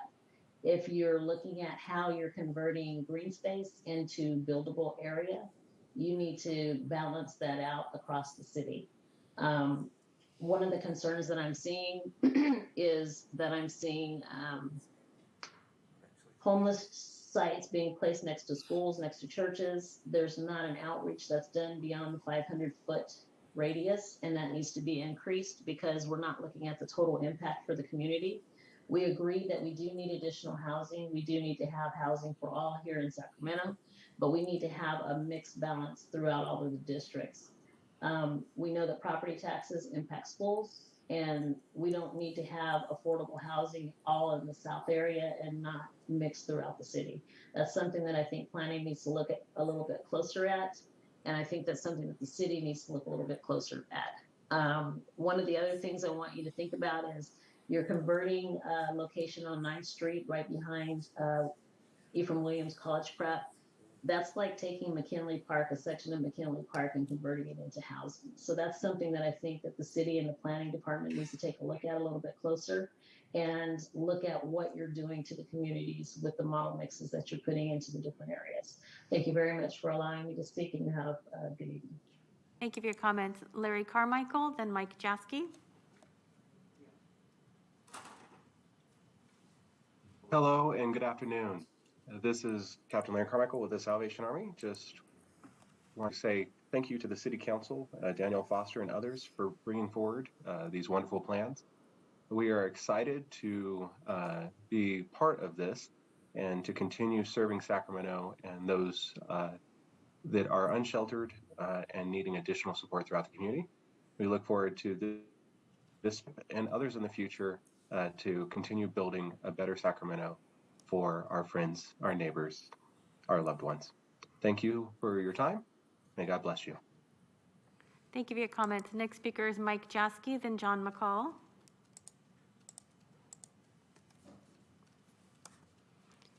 Mike Jaskey, if you'll unmute. We'll move on to the next. Mike Good afternoon, Jaskey. Mayor Steinberg and council members. For the record, I'm Mike Jaskey, speaking on behalf of SACDAC's Homeless and Housing Committee. The SACDAC Homeless and Housing Committee makes the following comments. SACDAC supports the use of city funds and fee reductions to leverage other sources and makes more affordable housing projects viable. But we do have some qualifications about the proposal. The city must not abandon development of additional shelter with rehousing and other services. Doing so is explicitly part of the LHAP Strategy 2 that the city adopted along with the county and the COC in June of this year. This proposal does nothing to improve the lives of thousands of unsheltered homeless in unauthorized encampments who will remain unsheltered or unhoused. And even there will not, once this new housing is developed, there will be very little room for the majority of them, given the number of units and the minimum set-asides reserved for homeless people. This proposal should not be approved until the following questions are addressed in a revised proposal. What's the city's plan to provide supportive services and rehousing assistance to the thousands who will be neglected for at least a couple of years, if not more? How can the city comply with Martin versus Boise in conducting sweeps if there's no substantial increase in shelter capacity for at least the next 2 years, if not more? What are the cold and hot weather respite services that the city will be providing during this period? What coordination with other community partners is needed to address unauthorized encampments while the city pivots to housing development? I have seen no demonstration that it is urgent to adopt this proposal today. Pause to develop a more balanced and compassionate approach to address the needs of the unsheltered people among us. Thank you. Thank you for your comments. Next speaker is John McCall, and then Jack Blattner. Thank you, Mr. Mayor and council members. My name is John McCall. I'm a project manager at Bridge Housing Corporation, where we're working on the new development located at 440 Arden Way that was included in staff recommendations under item 14 today. I want to first applaud city staff and this council for prioritizing limited city resources for the construction of permanent solutions to homelessness and housing affordability in Sacramento. And just to say that, if the council approves this measure, it will help ensure that we, Bridge, can bring 124 units of much needed affordable housing, 31 of those units set aside for homeless families and individuals, quickly towards construction and constructed paying prevailing wages. Thank you very much for your time. Thank you for your comments. I have 5 more speakers. The next is Jack Blattner, then Daniel Savala. Thank you, Mr. Mayor and council members. This is Jack Blattner, Director of Public Policy for the Sacramento Metro Chamber of Commerce. We are in strong support of both agenda items today. We all know we have a housing problem and that a compacted housing supply is causing a homelessness crisis in our city and affecting citizens on many levels throughout the metro region. So it's really encouraging to see the creative solutions to building housing on the agenda today. First, item 13's external loan policy is a true win-win, an investment that will not only literally pay for itself, but also provide much needed community enrichment and development. We'd like to especially thank city staff for identifying the risk management fund and tapping it for use. Meanwhile, item 14's update to the comprehensive siting plan and the hundreds of affordable and accessible units that it produces are necessary steps in the right direction. This kind of public-private partnership with, for example, paratransit and Fulcrum is exactly the kind of innovation needed to move us past this housing crisis. We applaud including units held for those experiencing homelessness, which will allow for movement through the shelter system and into permanent housing. So again, the Chamber strongly encourages aye votes today, and we hope to see more opportunities for these kinds of creative, effective, public-private partnerships like this in the future. Thank you. Thank you for your comments. Our next speaker is Daniel Savala, then Alex Salazar. Good afternoon, Mayor and City Council, Daniel Savala. I am a third-generation Sacramentan and been a resident of Council District 2. I want to take my 2 minutes and tell you a brief story about a gentleman by the name of Alfredo, who's been a resident of District 2 himself for more than 12 years until his house burnt down a couple of months ago. Alfredo is a veteran, and after bouncing from family member to family member, he found himself putting up a tent on Del Paso Boulevard. When the heat got really bad, thanks to the respite center, we were able to get him over to the respite center on Auburn Boulevard, where the staff there went above and beyond and connected Alfredo with a resource. I believe it was CARES in downtown Sacramento. Alfredo is now living in a boarding home type of arrangement where there's a curfew, and he has all the tools he needs. He's taking his medication, and he's getting better. But he's stuck in this log jam.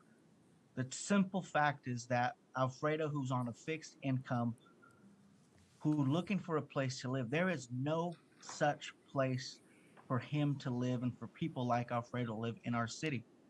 The housing stock that would serve him does not exist, and we're not building it fast enough throughout this state. What's before you today is an opportunity to move just a few developments forward that will provide the critical housing stock that is needed for people like Alfredo, several of our veterans in our city, and hundreds of aging seniors who simply cannot afford to live in Sacramento anymore. And I think that's shameful. So I urge you all to vote yes today. Thank you for your time. Thank you for your comments. Our next speaker is Alex Salazar, then Stuart Gow.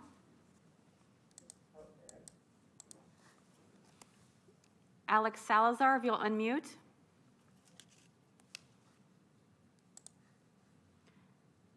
We'll go to Stuart Gow. Following Stuart Gow is Adrian Wren. Hi there. My name's Stuart Gow. I'm a resident of District 2. Thanks for letting me speak. I'm calling about the bridge housing project on Arden Way. And as a side note, it's fascinating to hear from the workers building these projects. I really hope their voices are being heard loud and clear. I wouldn't want to think that these projects were being built off the backs of people who are not being compensated properly. and have poor health care and housing issues themselves. I'm sure Bridge Housing, who are building the project in North Sacramento, are from San Francisco. They've demonstrated little knowledge or understanding of the environment in North Sacramento. They will also make millions of profit from this project. I think the cost of units is somewhere up to 800,000 a unit, maybe more. We absolutely need projects like this one. I don't disagree with that at all, but this one at this armory site, it fails to create a good quality of life or a sustainable environment. It's deeply unpopular within the community because of this. People see it as just too large, but the community is being ignored. This project will dominate the site. It will monopolize our green space. It will choke our streets. There are great sites in North Sacramento, very, very close by, that I wish the city had encouraged the state to look at instead of this site. There's sites that would really benefit from this and would be improved instead of this project's going to choke up the community. It's a massive project on a tiny site. I think we can have good planning for housing and good planning for the future and sustainability at the same time. We are in a crisis and an emergency, but that doesn't mean your planning has to be knee-jerk. You can look Thank forward. you for your comments. Your time is complete. Will you make your final comment, please? No, thank you very much for letting me speak. Thank you for your comments. Alex Salazar, if you'll unmute. Alex Salazar. Adrian Wren. Yeah, thank you, Mayor and Council. My name is Adrian Wren, and my comment does pertain to the combined items 13 and 14. I'm speaking today on behalf of the Oak Park Neighborhood Association, a 20-year-old nonprofit dedicated to advocating for resources and improving quality of life in the Oak Park community. OPNA would like to express support for this really extraordinary investment in housing affordability in our neighborhood, particularly the transition of the Gateway project, which when we first heard about it used to be a primarily market rate development and now is being proposed as mainly affordable housing. It's really appreciated and it's important to celebrate. And then the projects highlighted in item 14 are much needed as well. We'd actually like to challenge those who want to reap the benefits of real estate development in our community to consider this as a model for future projects they might be thinking about. And a couple of additional points here from OPNA's perspective. We do want to make it clear that new housing in our community, should not only be intended for, UC Davis Medical Center students or staff, but really for the people who already live here and used to live here and might want to return. And then it's also important to acknowledge the continuing need for multifamily affordable housing. We really, I think, need to disaggregate that aspect of new development from that more generic affordable housing terminology, because there is still such a need for projects that can house families affordably. So we want to show appreciation for the staff and other advocates who've pressed for investments like this in our communities, and of course to residents who've welcomed these projects, as we are doing tonight.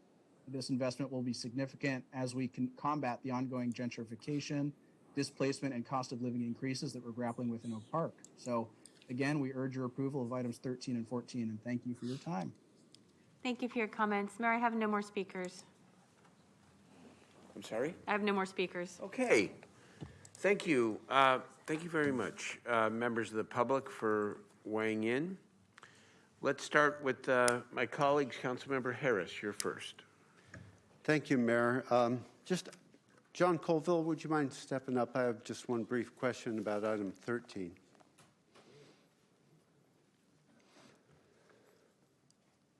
So as far as using the risk fund as a funding source, what I'm curious about is liquidity of the remaining balance of the risk fund and whether you feel fully assured that there will be enough liquidity within that fund, with the money you have invested. So, currently, that as the funds are needed for their intended purpose, that they will be there and available.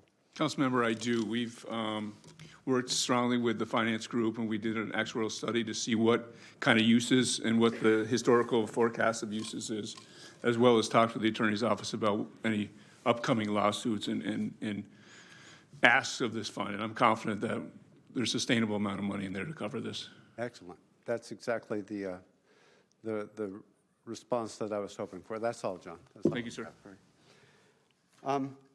As far as item 14 goes, heard a lot of testimony about affordable units being located or concentrated in the south area or the north area. I'd like to dispel that myth. You know, currently, in the tenure that I've been sitting at the dais, D3 has built more affordable units than any other district in the city, and we currently have 2 more affordable housing projects adjacent Folsom Boulevard.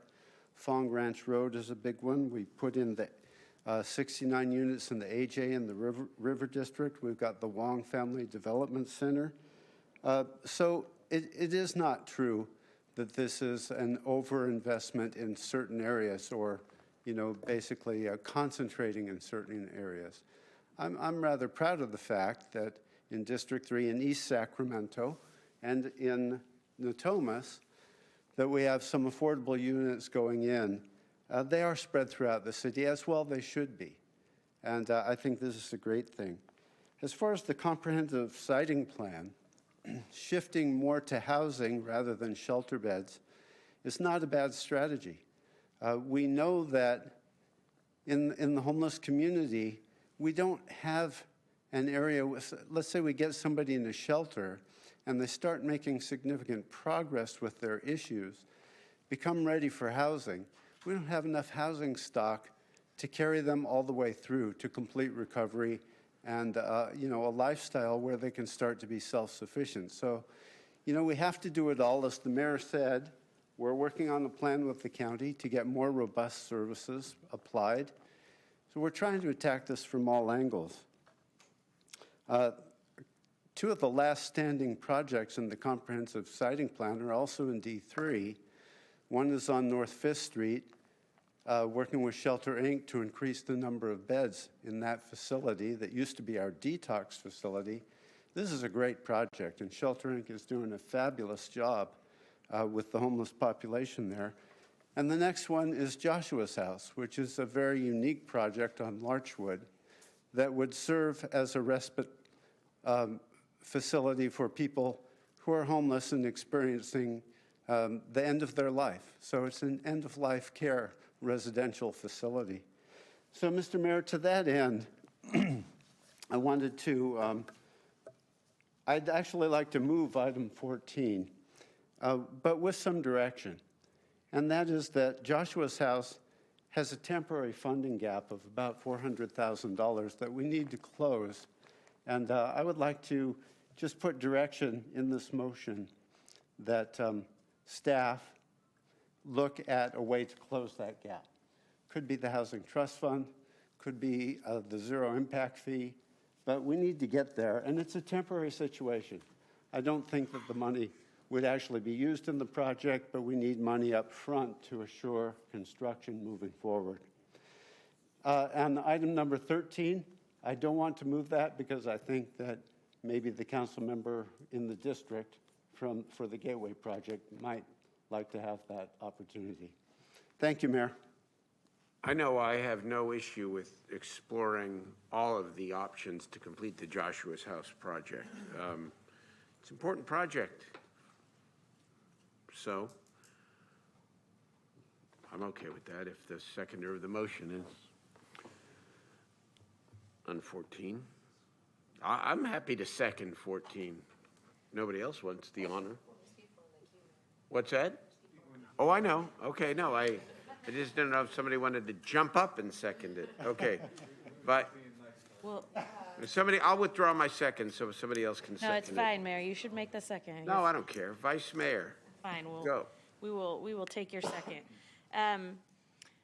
Unfortunately, I am time pressed today, so I wish I could vote in advance and leave my vote here. Mindy's going to try to figure out how to bat signal me so I can just chime in to say aye twice after I leave. But I wanted to turn on my mic at least and say a couple of things, because it sounds to me like the big chunk of this item is going to go to budget and audit for further discussion, and then the other pieces that are going to be voted on today are really positive for our city. And I just want to say that For the mayor saying that maybe there's a little bit of a, this might not be the right word, but a little bit of a cloud on it because of the master siting plan. I don't agree, because, you know, as we've worked on the issues around homelessness, we've moved, we've been fluid. So in December of 2019, I brought forward the 5-point plan, which was really made up of input, not of this council, but the council that was here in 2019, and each of them adding a piece that they wanted. For example, Councilmember Schneer had WX in there, which is now complete. Mayor, you had Meadowview, now complete. I had a hotel in there. There were a couple other ideas of hotels, but we didn't have them cited yet.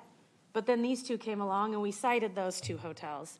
Councilmember Warren had tiny homes in there, and they're built. We did that. Transition age youth live there. We have 4 hotels now. We have 2 shelter projects, which, and the 4th of the 5-point plan was temporary and always was meant to be temporary. And Councilmember Jennings and others championed that, and it was some parking lots and some temporary tents. And we have done that where we have needed to, and when we've needed to, we continue to do it. And the 5th piece to that was the piece added by SHRA, which is exactly what you're doing right now, bringing forward affordable housing dollars. That was the 5th piece of that. And so I feel really good about where this is in the sense of the city of Sacramento staying on track. Citing is always hard, and the mayor came in the next year to try to figure out where we can put these things. But I think it has worked out really to the betterment of the city. This project, Tiffany, your crew, the whole crew, great job. It's really exciting. Councilmember Schneer, super good work. And city year and the whole thing, it's awesome. It's exactly where we should be. And I'm proud of everyone at the dais for continuing to push forward solutions like this. The affordable housing piece, we hear about it all the time. When we toured the hotel with some of the ladies a couple weeks ago, there were employees there that were talking about not having enough money for housing as nice as this housing. So we know we have a workforce housing shortage, just as has been discussed several times here in several different ways. So this is one way to start getting at that issue. And I'm proud of all of us, this council, and the last 5 years of grappling with this issue, and this mayor for continuing to push it to the front and continually finding resources, you know, like whether it's Home Key or ARPA funds or whatever. We've done everything we can, and the city manager too, to try to push funds forward. I too have no problem, you know, with Joshua's house can't just sit out there. It can't just sort of sit in this half-done space. We need to either commit and figure out how we're doing it or find a way. And so, you know, my support is to move forward, and I feel like this is moving forward. So congratulations to everyone involved. And just know I'm supportive and a yes. And if Mindy and I can get the bat signal to work, I will certainly chime in just to at least say yes. But I'm really proud of every one of you up here. It really is a progress that everyone has tried to help with. So, Mayor, good leadership. Thank you so much, Vice Mayor. Really appreciate it. And your contributions, of course. Councilmember Valenzuela. Thank you, Mayor. I do agree that this is an exciting day, and the mayor mentioned that we had these discussions about this, and I got brought in with the mayor and Councilmember Schneer to talk about using siting plan money for housing, and he mentioned that he was surprised with my reaction when I said yes, because I have been so dogged about creating new shelter and camping and parking sites so that we can alleviate the immediate crisis in front of us. And the short answer is that shelter is not the solution. You know, housing is the solution. In the end, getting people permanent places to be is the solution. And when I think about this siting plan money might have allowed us to open a shelter or 2 for maybe a year or 2, versus permanently funding almost 900 housing units that folks can be in as long as they need to be, this is really a no-brainer. We are leveraging this money with so much state and private and federal money that the impact is so much more significant, and it will help free up those shelter beds and those camping sites of folks who are sitting on our streets and are sitting in our shelters with income, with no place to go and with no solution in front of them. It's heartbreaking to hear those stories and to know that people are at a dead end, as my colleague just said, in terms of there's no next step, and we need to finish the next step. So I do want to say we are doing both things, because I want to respond to the caller who was worried about this being an either-or scenario. We are committed to these 1,100 beds. We are committed to a county agreement. We are committed to continuing to do everything we can. But I think the reality when we think about how much money we have left in this budget and what we can do, this really is a no-brainer. And I do want to say, too, that I think somebody said yesterday that these are new sites in the siting plan. This is not an abandonment of the siting plan. This is an evolution of the siting plan. The sites have fallen off. New sites now are coming in, and we have several new sites. And when you see that map that we had at the press conference yesterday, it's just so exciting to see this incredible distribution across our city of sites that are in the pipeline, sites that are coming online now. And I'm so excited also to have the second of 3 state surplus sites in my district moving forward as well. This is going to be a really exciting project, and I can't wait to see what Mutual Housing and CADA do with that. I do want to acknowledge, since they've come here tonight and they're still sitting in the audience, many of them, what the Carpenter said tonight, because it is such an important point. You know, our goals of affordable housing and creating good jobs are not and should never be contrary to each other. They are not. I think the scarcity dynamic that we're in with affordable housing is something that's tough, because we are constantly put in this position, as I've said before, between units, number of units, and having more money. And I am proud to say that I think some of these projects, if not most of the projects on this list, will be subject to prevailing wage and other standards. And we will work with you all to make sure we work with the development teams to make sure that that is done as well as it possibly can be. But I do think that more needs to be done. But in lieu of making that bigger ask now, because we are still having conversations behind the scenes, I would at least like on our staff items moving forward to have that noted when there are requirements in place, because this is now, I think, the second or third time in just the last couple of months that this question has been raised, and it's a good question. And I think we should note in our staff items when there are these requirements or these plans in place, so that the public and the workers know, and we can hold each other accountable to when projects are saying, yes, we're doing prevailing wage, yes, we're looking at these benefits and this local hire, so that we can work with folks to ensure that that is brought about. But in the end, I am excited that the projects, I know about the projects in my district, but the projects out of my district, I'm excited that I believe most of them are at least prevailing wage, committed to continuing working with our workers to make sure that that is made true for all projects and that local workers are getting those benefits. So I will also not make a motion on item 13, deferring to our colleague here from District 5, but really excited. I think this is an important moment for our city tonight as we look towards how we leverage our impact. So thank you all. Thank you. Thank you for your good work on this. Councilmember Chenier. Thank you, Mayor. Got a couple things to say. So I appreciate you all letting me make the motion on 14 or 13, I guess, and maybe a second on 14. I want to start with the big picture, and I actually want to recognize and thank the mayor because of his discussions over the last couple of years, thinking about what the city's responsibilities are, and the fact that it's not just a few things that are more traditional, but that we have to look out. And I know that his heart has always been in exactly the right place, whether it's talking about the homeless situation that we have, whether it's talking about affordable housing, whether it's talking about going beyond Measure U, which has brought us such valuable resources, going beyond the traditions of what a city does into what should we do to really make it a place that our residents in Sacramento have the support that they need, have everything that they need to be successful. And I know for everyone sitting at this dais, I don't have to go into the youth piece of that, which is so important to me, and being there as well. So thank you. I'll just call you Daryl, because I only have That's my name. I only have a few weeks left. So That's it.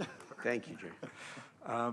Also, I want to address a couple things. You know, we have a crisis. I've said this the last couple of days a few times. We have a housing crisis, but more importantly, we have an affordable housing crisis.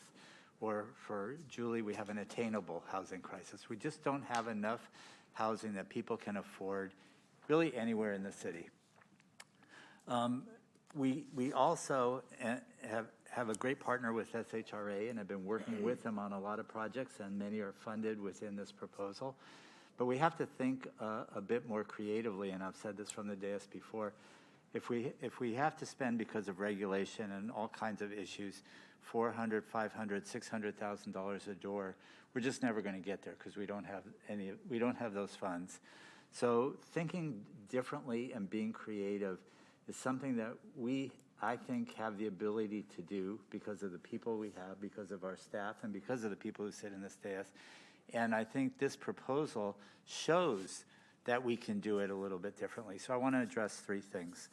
First of all, on the Gateway project on Stockton Boulevard that Mr. Guerra and I kind of share, I want to thank Dan Weinstein, who has weathered both supply chain problems and interest rate hikes and overall inflation to stick in there with us because this project has changed its format over time because of the economy that we're in.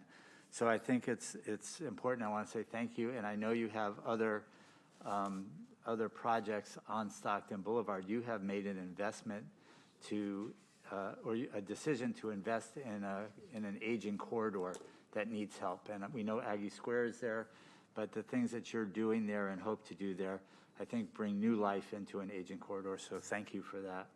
And I also want to thank our city treasurer, John Colville, because when we first started talk about impact investing, which is what this is, and we had a phone call with the California Endowment, which takes a portion of their endowment and invests it this way.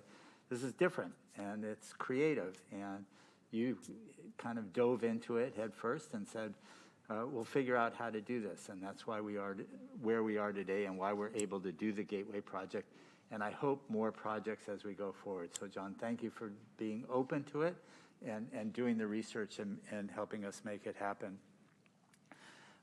So that's one piece that is very different, and hoping that we can continue to do those things.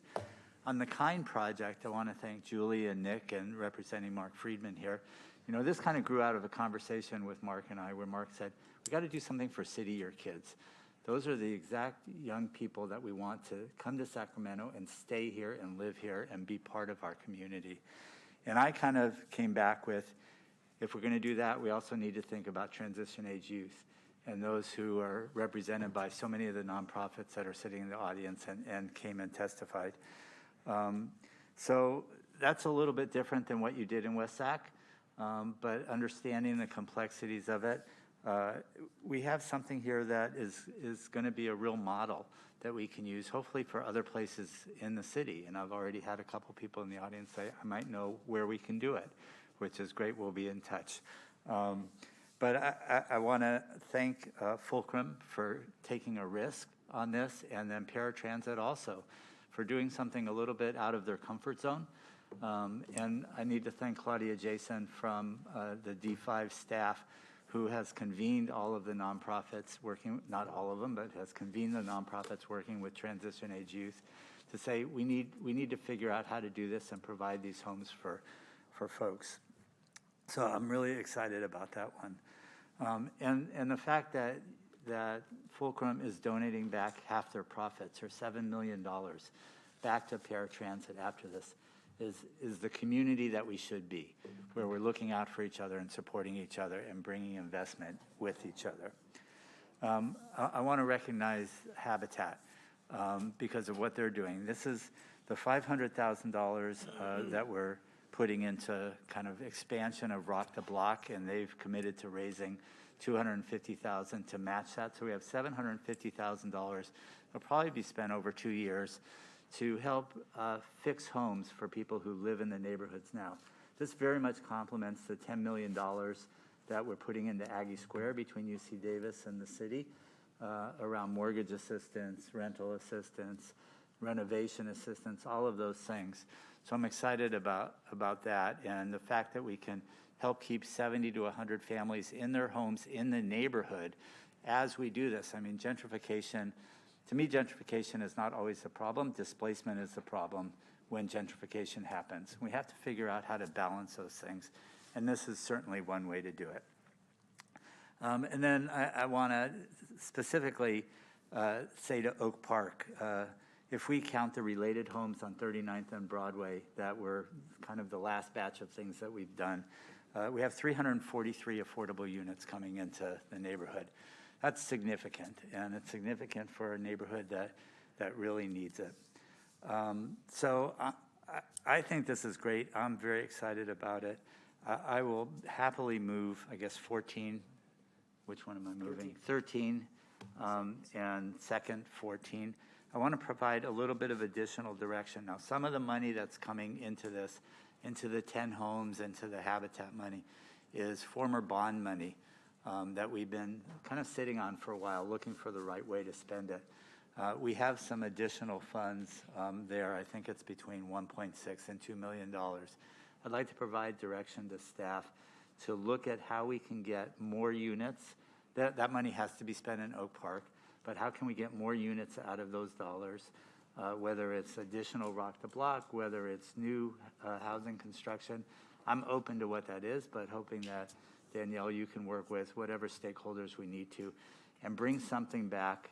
I'm going to just say before December 13th, so we can look at it. We're looking at, Michelle, we have December 13th also for the 10 homes in that. I'll stop soon. But hoping that you can bring something back before then or by the 13th so that we can expend those dollars and get a few more units or a few more renovations going. So with that direction, I will stop and say thank you to everyone for, this is a great day for us. I mean, this is beyond just doing housing. This is doing housing in a very difficult time and being creative and entrepreneurial so we can make it happen. Thank you. Thank you. And, again, I just want to reiterate my thanks for pushing this idea of using the risk fund, which also could be applicable, by the way, to other special funds. I know there are some different legal limitations, but it's a little bit of a line here. I'd rather invest our city's money in our community than Wall Street. And that's really what we're doing here. No offense to Wall Street, and John Cola does a great job, but where we can get a return by investing in more affordable housing, oh my. We just unlocked something, Jay. You just unlocked something that may have profound benefit for a long time in this city. So thank you. And if I could add, thanking the city manager, and I know Lainey had something to do with this just because of who she is. Yes. I want to thank them as well. It really does open something up. Yeah, Howard and Lainey, thank you, too. Mayor Pro Tem Guerra. Thank you, Mr. Mayor. First, again, I want to thank all our city staff, all our workers who have put the time to get us to where we are today. This is extremely comprehensive. It's extremely thoughtful. It is innovative, and it is really showing our region that is facing, entire region that is facing an immense housing crisis. I mean, I hear it all the time. I've got family and friends that live in different parts of our area, and it's not just Sacramento. Yes, we have a challenge at Sacramento, but it's an issue that's affecting our entire region of the cost of housing and the shortage of housing, and it concerns a lot of folks about where their kids are going to be able to live in the future.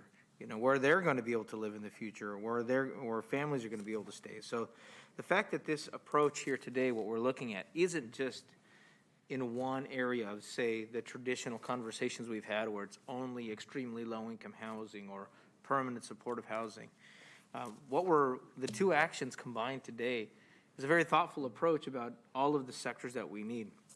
So, one, I'm excited to be part of this conversation here today and to be worked on much of this, and then to not forget about the comprehensive siting plan. I want to recognize a project that always gets forgotten when we start talking about the siting plan and Project Home Key, and it shouldn't be forgotten because against all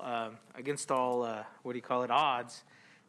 Danielle Foster worked, I think it was like 72 straight hours on an application, home key application, to meet a deadline, and was able to expand and create St. John Square, 55 units of not tiny homes, not little houses or anything, but actually, homes, 2-bedroom, 1-bathroom homes, and create 55 units of housing for families and kids that needed it.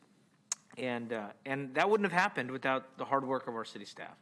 And that was part of our efforts of the comprehensive siting plan and the good work of all of those folks at St. John's Center for Real Change to make that happen. So I just wanted to thank you again, and that because that benefits so many in my council district and so many who not only were facing homelessness, who are experiencing homelessness, but many who are escaping domestic violence. In October, right now, we're in National Domestic Violence Awareness Month, and I want to thank you for that that work there.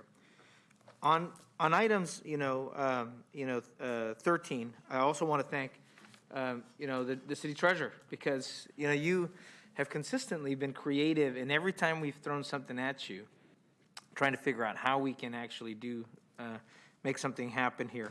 And also for your also commitment to this philosophy that we've been pushing, and that I've brought up for, almost over 8 years, about looking at our commercial corridors and all the vacant lots, that we have. And now in Stockton Boulevard, you see an amazing revitalization. You see new construction, new work, new development, an interest where nobody did.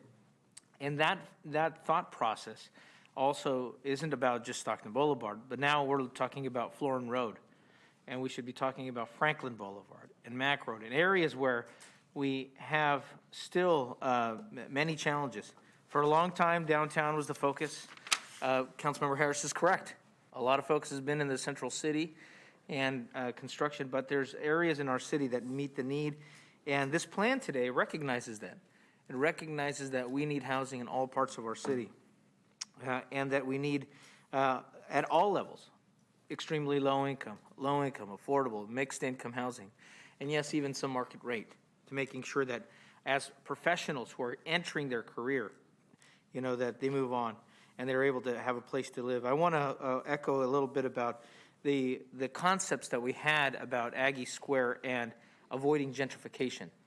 Okay, this leads to that commitment of making sure that we're not displacing people, that we're improving the houses that they live in, that we're not destroying neighborhoods. But there's another piece that also avoids gentrification, and that's increasing the skill level of our community. And so I want to thank the carpenters and the folks here who've come here to talk about apprenticeship programs and making sure that we're increasing the skill of our community, because that's part of this process. And so just as was mentioned earlier, that's an important step that we need to make. And I know we've talked to the applicant here who's open to looking at the making sure that our contractors are, who are labor contractors, not prohibited from applying for this project, and making sure that we do that.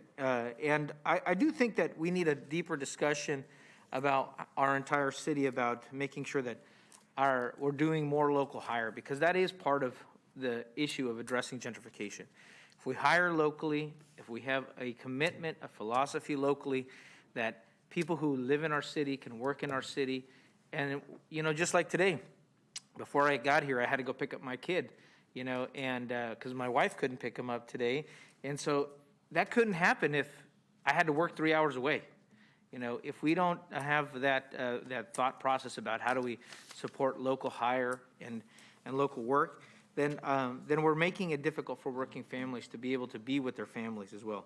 So, nomás le quiero dar las muchas gracias al carpintero que vino aquí al ayuntamiento por platicar, porque tenemos que apoyar los salarios, los beneficios y también el trabajo local. Pero muchas gracias por venir aquí, y ya sé que a veces es difícil llegar aquí a platicar en un concilio que nomás saben inglés, pero estamos aquí para apoyarlos también. So, and then lastly, I want to recognize that, there are housing solutions that look at reducing the construction cost. And I want to recognize Factory OS over at Muir Island that the carpenters have been involved with, that have looked at reducing the cost of construction. So there are ideas out there, and I think we should be all working together to find ways to reduce the cost of construction. And at the same time, not compromising the wages, the work environment, and the support for our workers. So I'll close by saying that where we're at today, given all of the issues that we faced in the last 2 years, is a very shining point in creating more housing. Because we're gonna be building over 900 units for housing because of this action here. So with that, Mr. Mayor, I want to second item 13 on this item, and 14 was already seconded. But only to say that this is the starting point, I think, in ways that we help infill and improve the commercial corridors in our area, and in areas where we still need housing next to our working families. Thank you, Mr. Mayor. Thank you very much, Councilmember Guerra. Take that as a friendly direction. That was a second for, yes. Yeah, okay. Okay. Councilmember Laloe, then Councilmember Chenier has a brief comment. I'm going to make a very brief comment, and then we're going to vote. Go. Thank you very much, Mr. Mayor. First and foremost, let me thank all city staff for a great job and very stressful situations that you have been involved in the last 2 years. So I'm grateful to everything that you've done.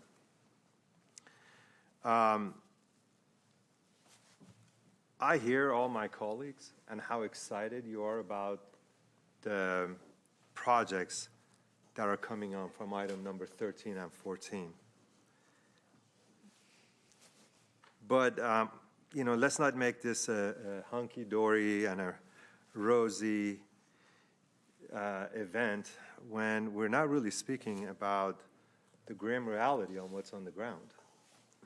I want to just make sure that we're not confusing California's affordable housing crisis with health and safety crisis as it's related to the unhoused. They're definitely not the same. We have a lot of affordable housing units that will potentially not even break ground till next year or the following year. That is not really a relevant conversation as it relates to the issues of the unhoused and obviously the lack of housing for unhoused in my district. I just want to make sure that we don't continue to mislead the public of what this fight is really about. There needs to be a plan for both. Only addressing one thing does nothing on the ground scheme of what the big issues out on the ground today, in particular in my district, a district that has approximately 300 RVs, the only respite center in the city, the largest encampment in the city, and a growth of unhoused somehow by roughly around 15 to 20% in the last 2 months, which I can only address it to wonderful activities that we have in downtown, and that's how we're seeing the increase in my district. Councilmember Harris, you listed some of the great projects that you have in your district.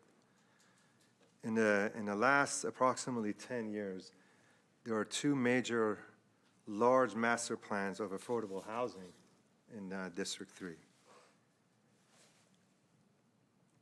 Your district is very different than mine, simply because we have about 2,000, a little bit higher than that, of low-income housing in my district, with another 500 to 600 down in the pipeline.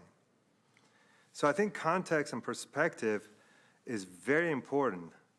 Otherwise, statements can be very misled.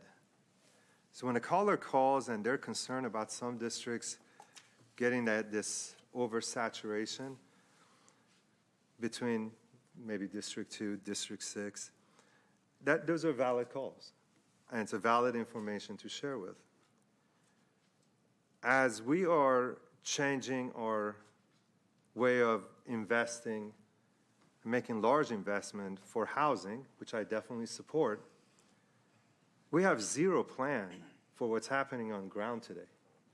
We have zero plan for individuals that need desperate help. We have zero plan for children in my district as they're walking home to make sure they're safe. So I understand, and I'm definitely supportive of the housing measure, but Mr. City Manager,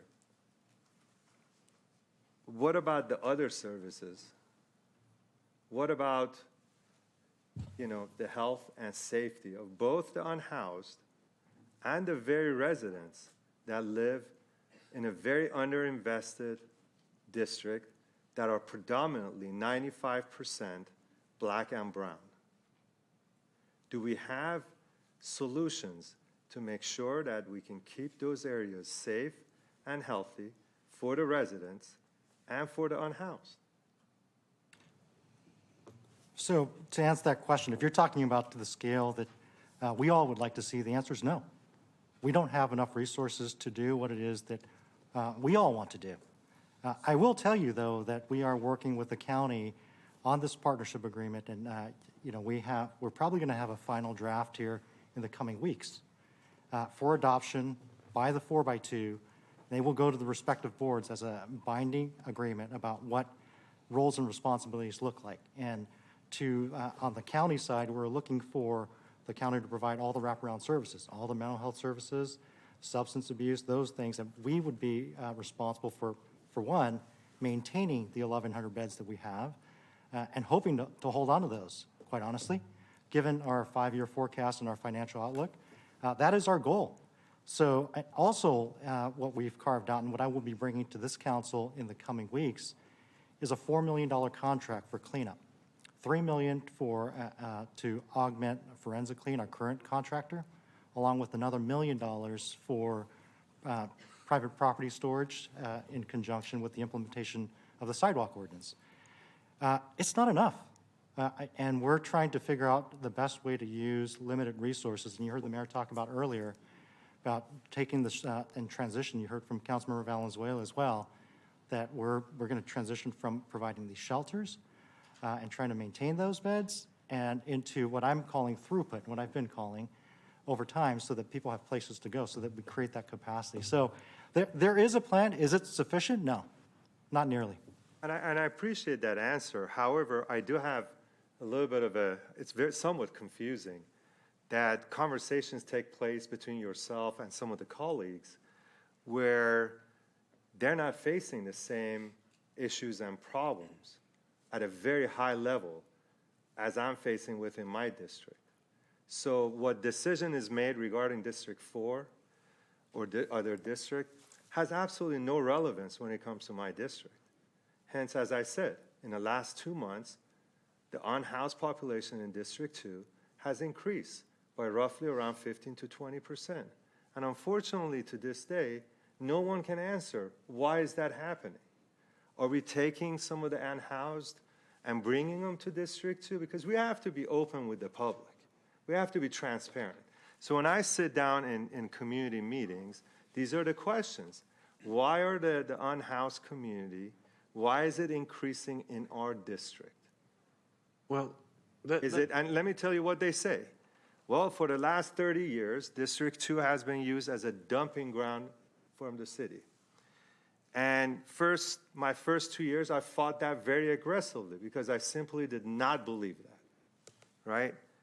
But when you look at, and there's by the way, a great study done by Dr. Hernandez from UC Davis about Sacramento, in particular about the North and South Sacramento, and how these districts differ from the rest of the districts.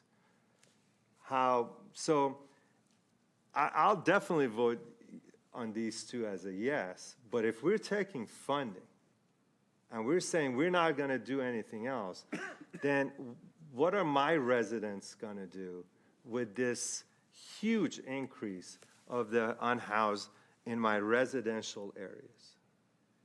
So, and let me respond to that. And I'm going to say something briefly without getting into a long argument. But go ahead. This is not an argument. No. I want to be able to talk to. Listen, we have a responsibility. You always say, Mayor, you have a responsibility to all the people, all the residents in Sacramento, which I agree and I respect. We have responsibility to our district. So item 13 and 14, they're wonderful.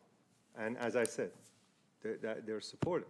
But if we're taking funding and we're just exclusively putting it on permanent housing, which I do agree, what about the health and safety of the community? What's the plan for that? Because it's obvious that, again, meetings have been set, decisions have been made, but you really didn't come down to talk to the districts that are very adversely affected by this, by what's going on right now. And we've seen this, right? We saw it with cannabis, same thing happened, right? And now we're seeing it with this. So, you know, when I want my district, the residents of my district, to start believing that this building will actually make decisions that they're going to benefit from. I have 6 businesses that closed down. I have 3 manufacturer companies that canceled their lease. But I'm very excited that, you know, other districts are flourishing. But when it comes to District 2, it is what it is. We have the only respite center, which was supposed to be referral only, but somehow that got changed. So now it's open to everyone. Has any of my colleagues or yourself, Mr. City Manager, have you been to the site lately? I haven't been lately. So let me answer it this way. I'll bring the needles next time with me. Let me answer it this way. So this item with the 4x2, the partnership agreement with the county, we'll come back to this council for a vote. Like tonight, we have limited resources, and this council can decide how they want to spend those resources. With regard to the meetings that we've been having with the county, there's been a representation by 4 council members, and so no decisions have been made. This is subject to being voted on by the full council and adopted on both the city and the county side. So nothing has been decided yet. Now I'll turn it to the mayor. So I just very briefly, without. And I don't want to be bursting anybody's bubble. I know Well, it's a happy time. you're doing a pretty good job of it, but Well, that's, you know what? but that's Because I'm okay. representing my Well, people. So you ahead. are. So let me just suggest to you, and you know, it may be more of an offline conversation, that you are absolutely correct to bear the frustration of your community, a community that has long been underserved in many ways. It has among the highest poverty rate in the entire city. All of the things that you speak about obviously have some truth to it. But when you say there are all of these decisions being made essentially without your involvement, I would just suggest to you respectfully, and as a new council member, because you're still relatively new, that there are effective ways to insert yourselves into more conversations in this city so that you don't feel that way. Because effective representation is not just putting out the broad frustrations of a large constituency, by the way, that are decades in the making. It's actually working, as I know you do, on a specific, tangible ideas that begin step by step to change that reality. Now, I know, for example, that I heard your call for investment and reinvestment in Del Paso Boulevard. And I put forward $5 million in my budget letter, and the council members supported that unanimously. I've not gotten a single report back as to how that money's been spent. So I would suggest, before the broad declarations about how District 2 is always left out, that you report back to us exactly how that money's being spent. Because we're trying to move an entire city forward, and I am damn sympathetic to the plight of the people in District 2. I spent a lot of time there, and you work hard, and I want to make you more effective. But use your time here to actually put forward specific ideas that are going to help change the situation, not throw the proverbial you-know-what into the punch bowl here as we're about to wrap up a major advance for the city of Sacramento, because you can't have it both ways. We are either going to invest more money in housing, or yes, we could put more money into shelter. But I would remind you that in District 2, it took a long time to go from comprehensive siting plan to actually getting something going in District 2. And I don't want to relitigate all that. But let's be a team, let's be effective together, and you will always have my ear, And I think the year of the rest of the city council when it comes to specific investments and ideas that are going to improve the quality of life in District 2.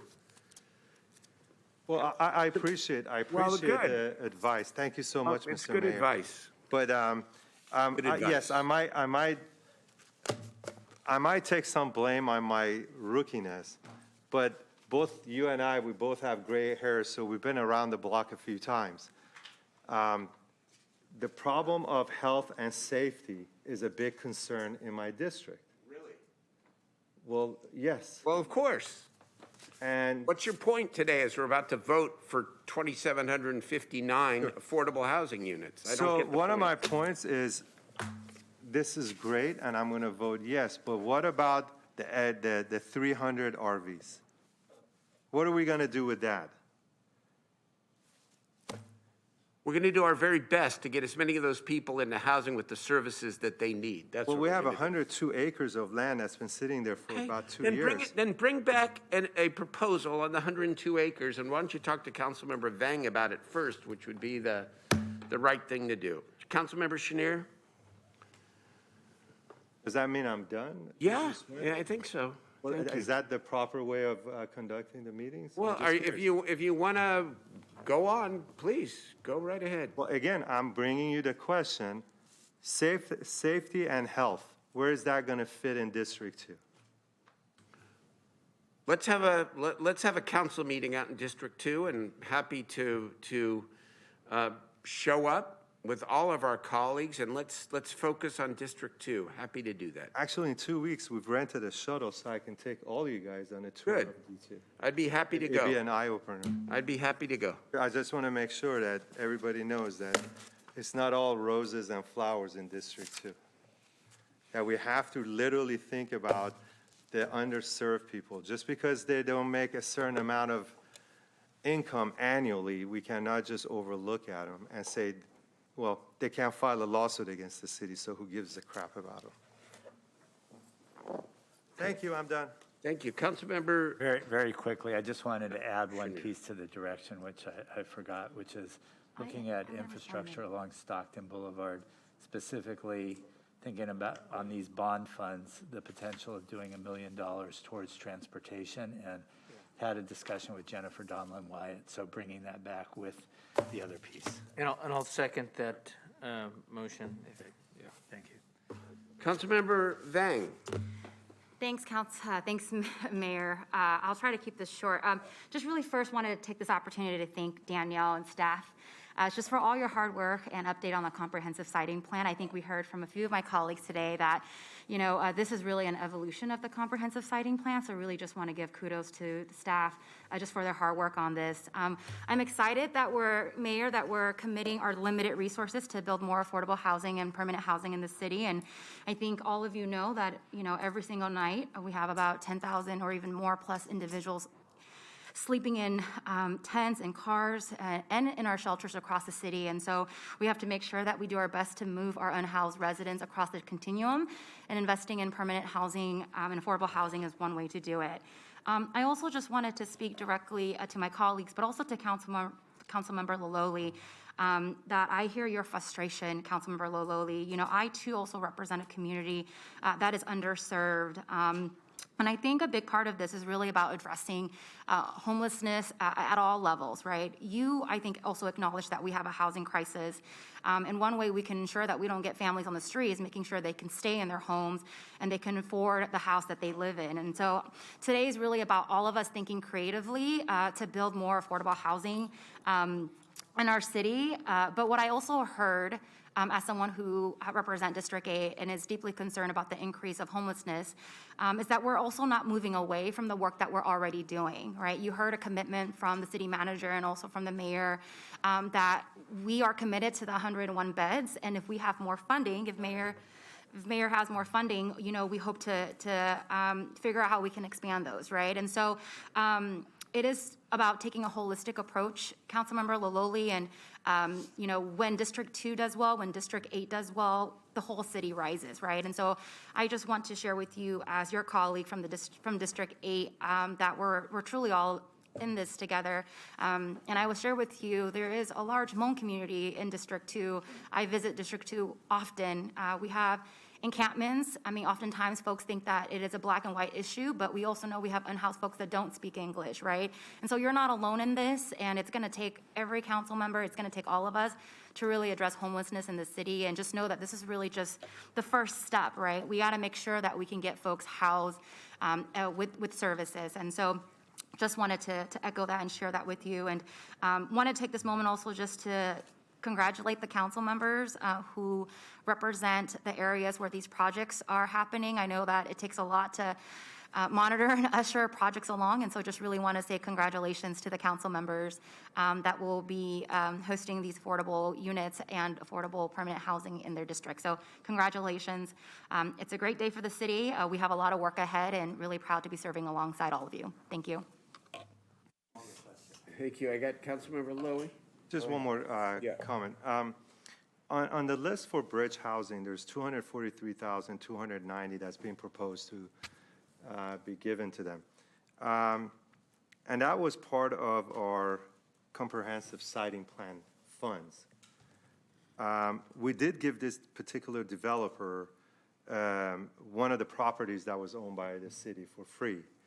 So why are we giving up on 243,000 that can literally be used, again, for health and safety of not only the unhoused, but the community as well? And by the way, I read their budget. Their profit is about $9 million on that job. With the increases in construction costs and interest rate, as well as the competition at the state level for both state resources and then federal tax credits, they have this existing gap, and this will get them to construction start. So the gap is 243,000?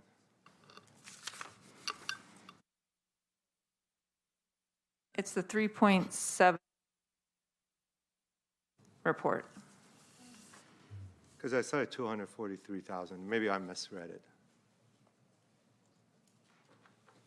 I saw it $243,290. That was for the master siting plan. That's not being proposed to be given to bridge housing. That was one of the sources from the master siting plan. There were several sources. Are you looking at the Exhibit A chart? I was just looking at the, yeah. Yeah, so that includes funding that's coming through ARPA and through our Measure U funds and through some of the operating funds that had been set aside. Okay.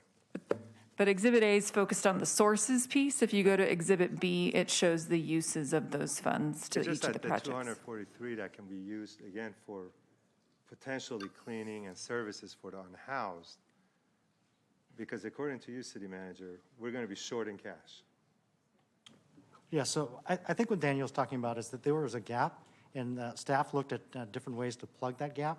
The $4 million that I was talking about is over and above that. So we're pulling back some of those dollars from the comprehensive siting plan just for the issues you brought up, and that's going to be a citywide effort, and there's a set of a priorities schedule, if you will, that will be shared with the mayor and council and with the public once it gets finalized here, so when those types of encampments and cleanups get called in through 311, it will get prioritized that way. That's why we need the additional resources in order to kind of whittle down the requests that come in, because those requests far exceed our ability to respond to them. And so we have to find a meaningful way to triage those. Okay. All right, thank you very much. Let's call the roll on item 13. Been moved and seconded. So, Mr. Mayor, if I may, I know Vice Mayor Ashby has to drop off. May I take her vote on both 13 and 14? Yes, please do. So on 13, I have a motion by Chenier and a second by Guerra. On 14, I have a motion by Harris and a second by Chenier. On item 13, Vice Mayor Ashby, how do you vote? Yes. And on item 14, Vice Mayor Ashby, how do you vote? Yes. Thank you for the accommodation, Mayor. Of course. All right, let's continue to call the roll on 13. Thank you. Item 13 was a motion by Chenier, a second by Guerra. Councilmember Vice Mayor Ashby was a yes. Councilmember Laloy? Aye. Councilmember Harris? Aye. Councilmember Valenzuela? Yes. Councilmember Chenier? Aye. Mayor Pro Tem Guerra? Aye. Councilmember Jennings? Yes. Councilmember Vang? Yes. And Mayor Steinberg? Yes. And on item 14, we had a motion by Councilmember Harris and a second by Chenier. Vice Mayor Ashby is an aye. Councilmember Laloe? Aye. Councilmember Harris? Aye. Councilmember Valenzuela? Yes. Councilmember Chenier? Aye. Mayor Pro Tem Guerra? Aye. Councilmember Jennings? Yes. Councilmember Vang? And Mayor Steinberg? Yes. All right.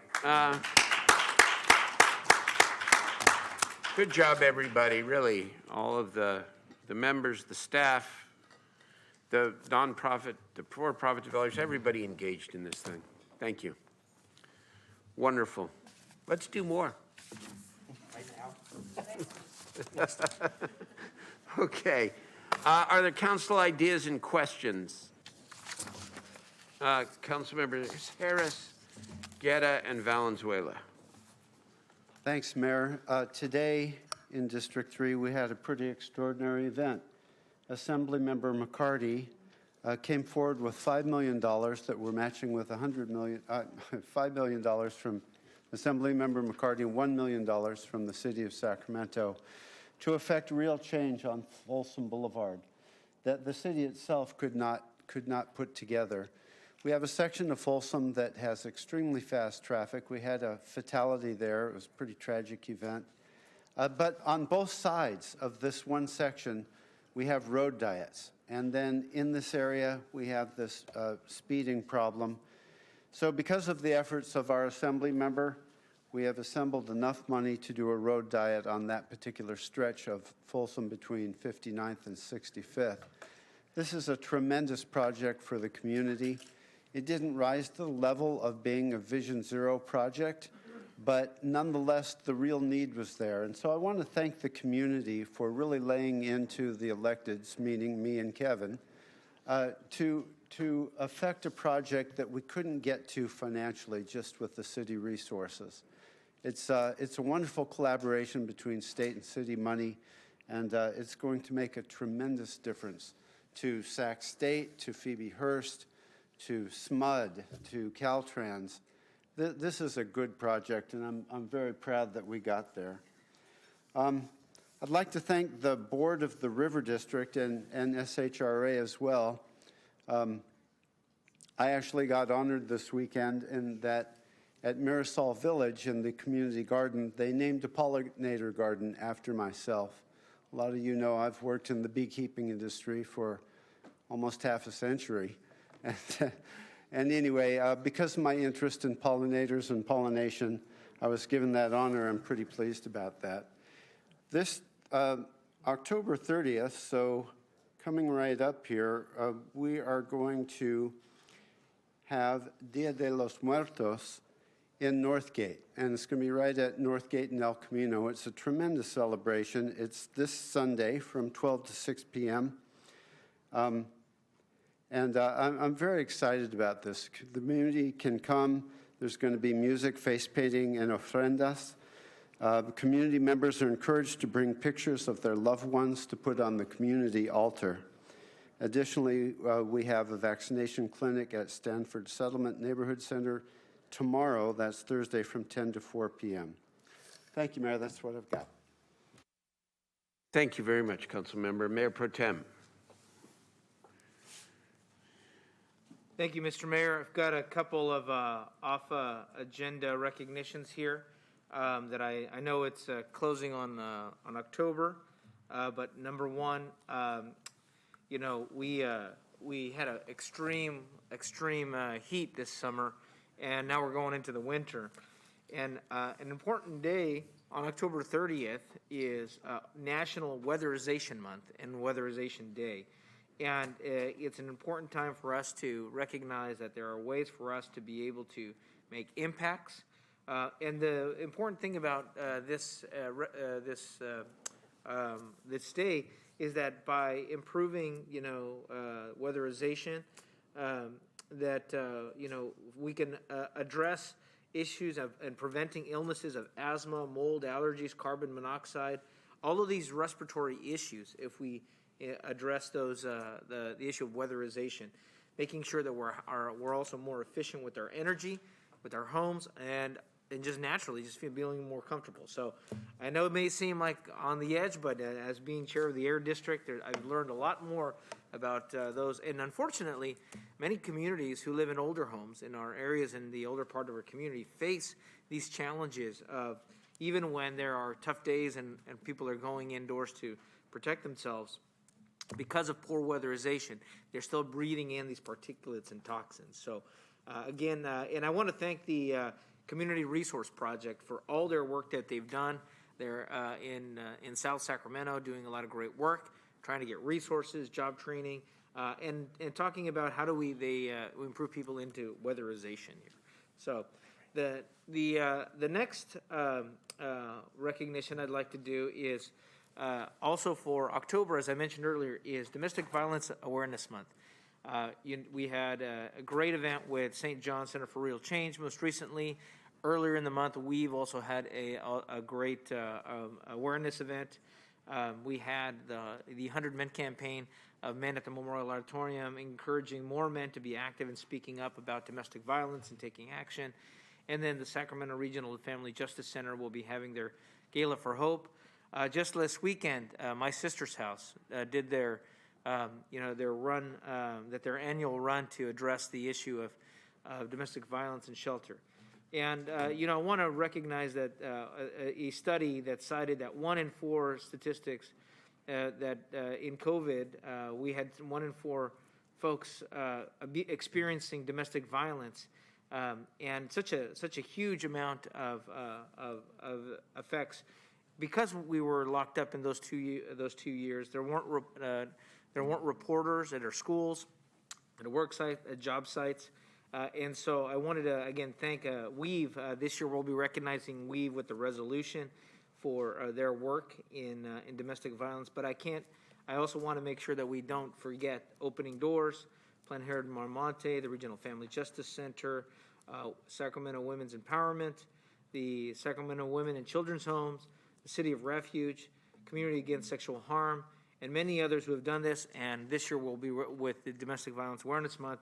The resolution signed by the City Council will be going to Weave. So with that, Mr. Mayor, I wanted to again thank them for all their work. And then finally, a District 6 announcement, Spooktacular, the annual event in District 6 that brings and highlights all the creativity of our youth, families, with great costumes and energy and bringing community together at Tahoe Park. It's also our office hours. Every 4th Friday of the month, we do office hours with the City Council staff. We bring City Council to you, where we do questions, meeting requests, code information, and just address constituent issues at the same time of having a great time. So we're encouraging everyone to come out. We'll have food trucks.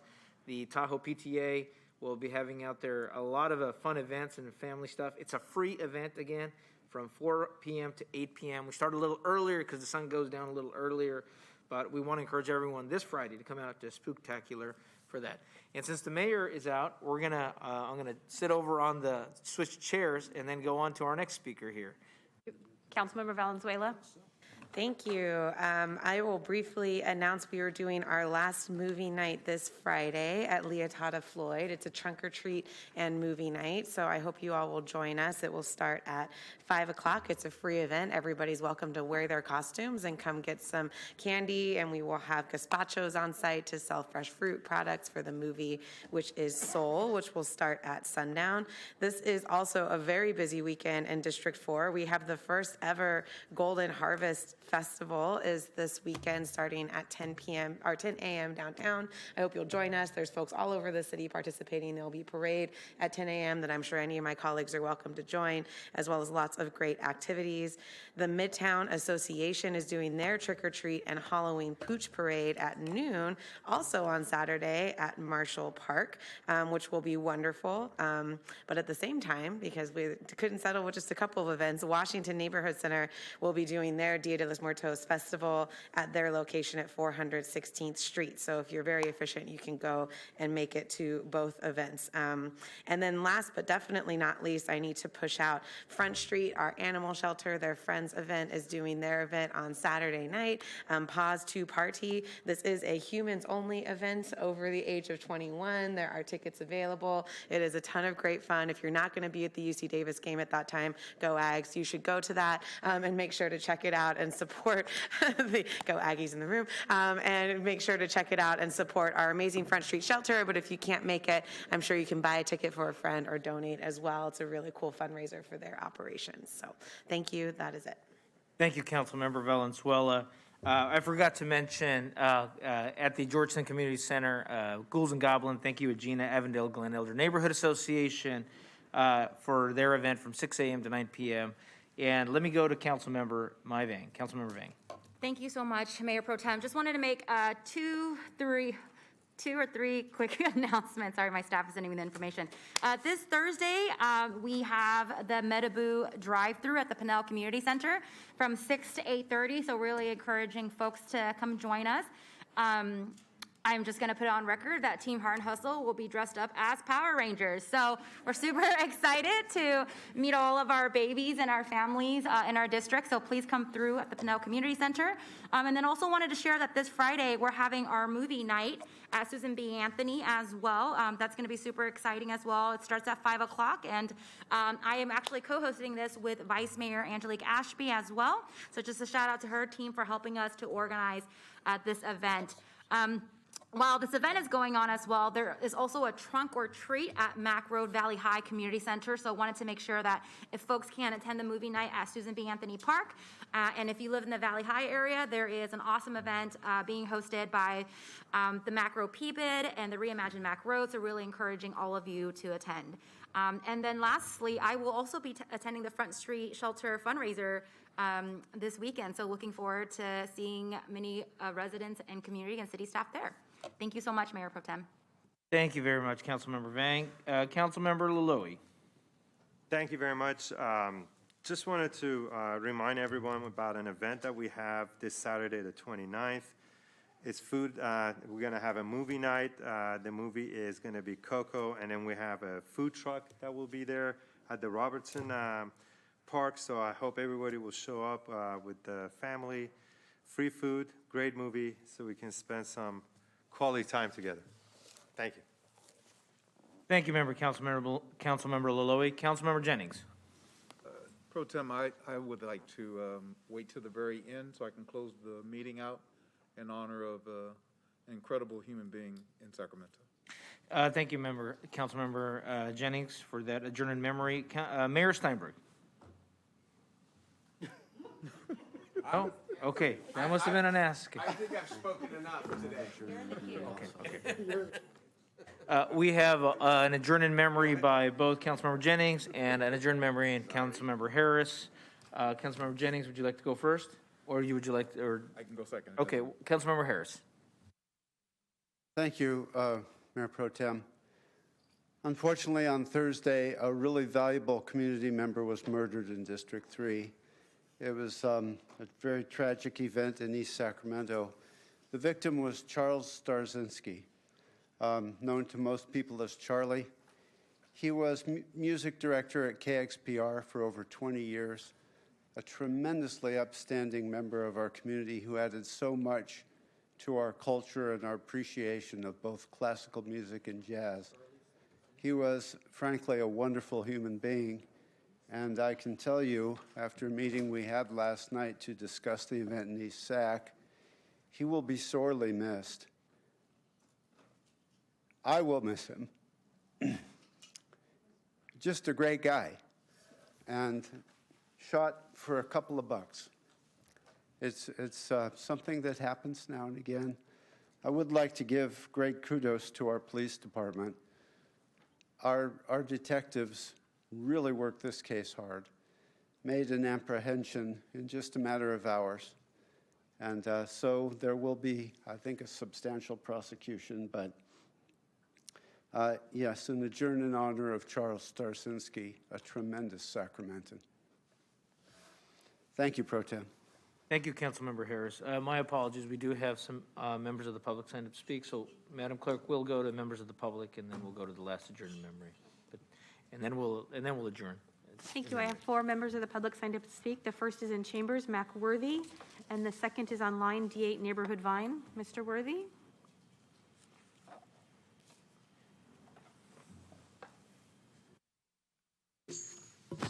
Good afternoon, panel. Young public, your vote is very important. Look at what's out there and vote for Dave Jones. You may get somebody to turn something over within your charter. Your charter is a problem. You have a problem in your charter, very serious. And if you got equity in your house, go on and file bankruptcy now, because by April, it's gonna come down. Don't be afraid of IRS. Go out there. The Charity Trust will teach you how to deal with your bankruptcy. All things are 501c3s, 501c4s, that's from the government down. They will show you how to get information, freedom of information. You need to be educated here. You know, it's sad to see that you are being pimped by a little hoe house government. Now, when it come down April, we're gonna see it hit the bar. Now, you may hate Donald Trump, but I love him. He don't have to be the president again. What I tried to show the NAACP, it wasn't about the president, it was about the board, membership. You control it. The House controlled everything. Republicans are gonna get that, and you're gonna see it tumble, because I'll encourage them, all infrastructures, cancel the money. You have gone all the way to steal education money to build apartments. How low can you stoop? As many kids need education. So wake up, young public. Be sure you vote for Dave Jones. Next speaker is D8 Neighborhood Vine. D8 Neighborhood Vine. Yes, I'm here. Thank you, Madam Clerk. I'm asking a request of the City Council to give both staff and the Planning Department direction on outreach to the community when it comes to projects that are being introduced. Right now, the radius is a 500-foot radius from the site that's being impacted, and that's really not reaching the community, nor is it looking at the impact that is happening within communities. So I'm looking at an ordinance change or direction to be given from the City Council that those committees take a wider range look and a wider range outreach when it comes to things, especially when they're negative impact to the community. One of the main things are dispensaries. I think Councilmember Laloy just brought up health and safety. We have a lot of defecation, a lot of encampments that are popping up in District 5, something that we haven't had in the past. I'd say since 1970 I've lived here. This is something that's new for us. So we're looking for the city to have a more focused understanding of how they're changing the dynamics of communities and how there's a negative impact that's being done. You have businesses that are being impacted. You have people who are living out on the streets that need services, and the resources are few and there's no solution. So we're just dealing with defecation and things like that on the street. And it's a health and safety hazard for those who are in those environments. So I'm just looking for the city to take some direction on those things. Thank you for your comments. Next speaker is call-in user 2. Hello, yes, this is Lambert of To the Bay and Back Cheesecakes, and I wanted to emphasize that because I can't see on TV if they're showing the chambers, so I'll just assume to just comment. I hope the mayor is there to hear this, and definitely the city council. Something amazing has happened for To the Bay and Back, and I have to send a shout out to the millennial army of supporters that I have. I wasn't even aware of it till they told me, because I'm not really great with social media. But mayor and city council, and you should be proud because we are from an underserved community, Del Paso Heights.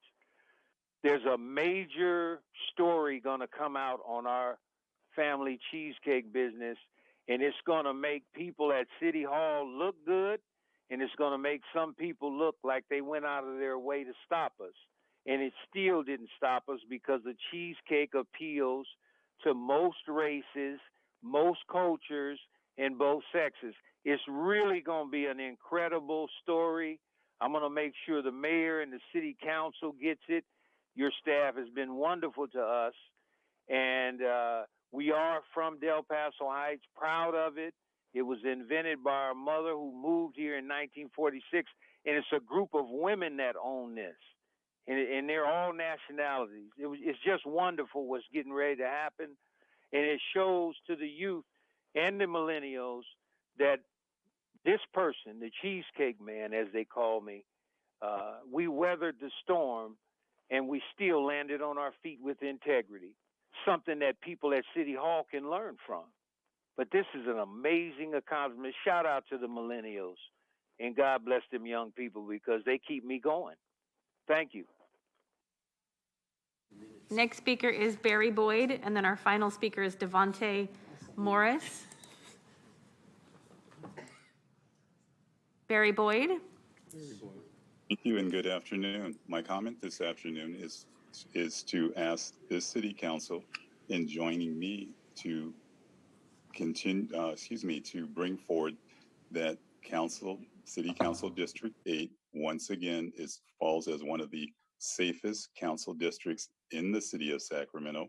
I believe we are the second safest council district under this current quarter based upon the Sacramento Police Department's overall crime stats that is vetted by the FBI to, I believe, a 0.04% variance plus or minus, meaning maybe the Sacramento Police Department forgot to cross one T. City of Sacramento Council District 8 in its current boundaries of Meadowview, Phoenix Park, Parkway, and Valley High, parts of Valley High, has been quarter after quarter, year after year, for over a decade at about a 95 percentile of being the third lowest overall crime stats in the city of Sacramento. We fall behind Council District 1, which is North Natomas, and Council District 7, which is Greenhaven, Pocket, Southland Park. So please help me to change the narrative that there is a bad element of that a high crime area is Council District 8, which in fact falls at 95% no lower than the number 3 position. We have fallen to number 4 a time or two and have moved up to number 2. And to with that, Council District 4, that the crime that current council member Katie Valenzuela has taken on from her. Thank you for your comments. Your time is complete. Will you make your final comment? From her predecessor has. Thank you for your comments. Devontae Morris. Devontae is our final speaker tonight.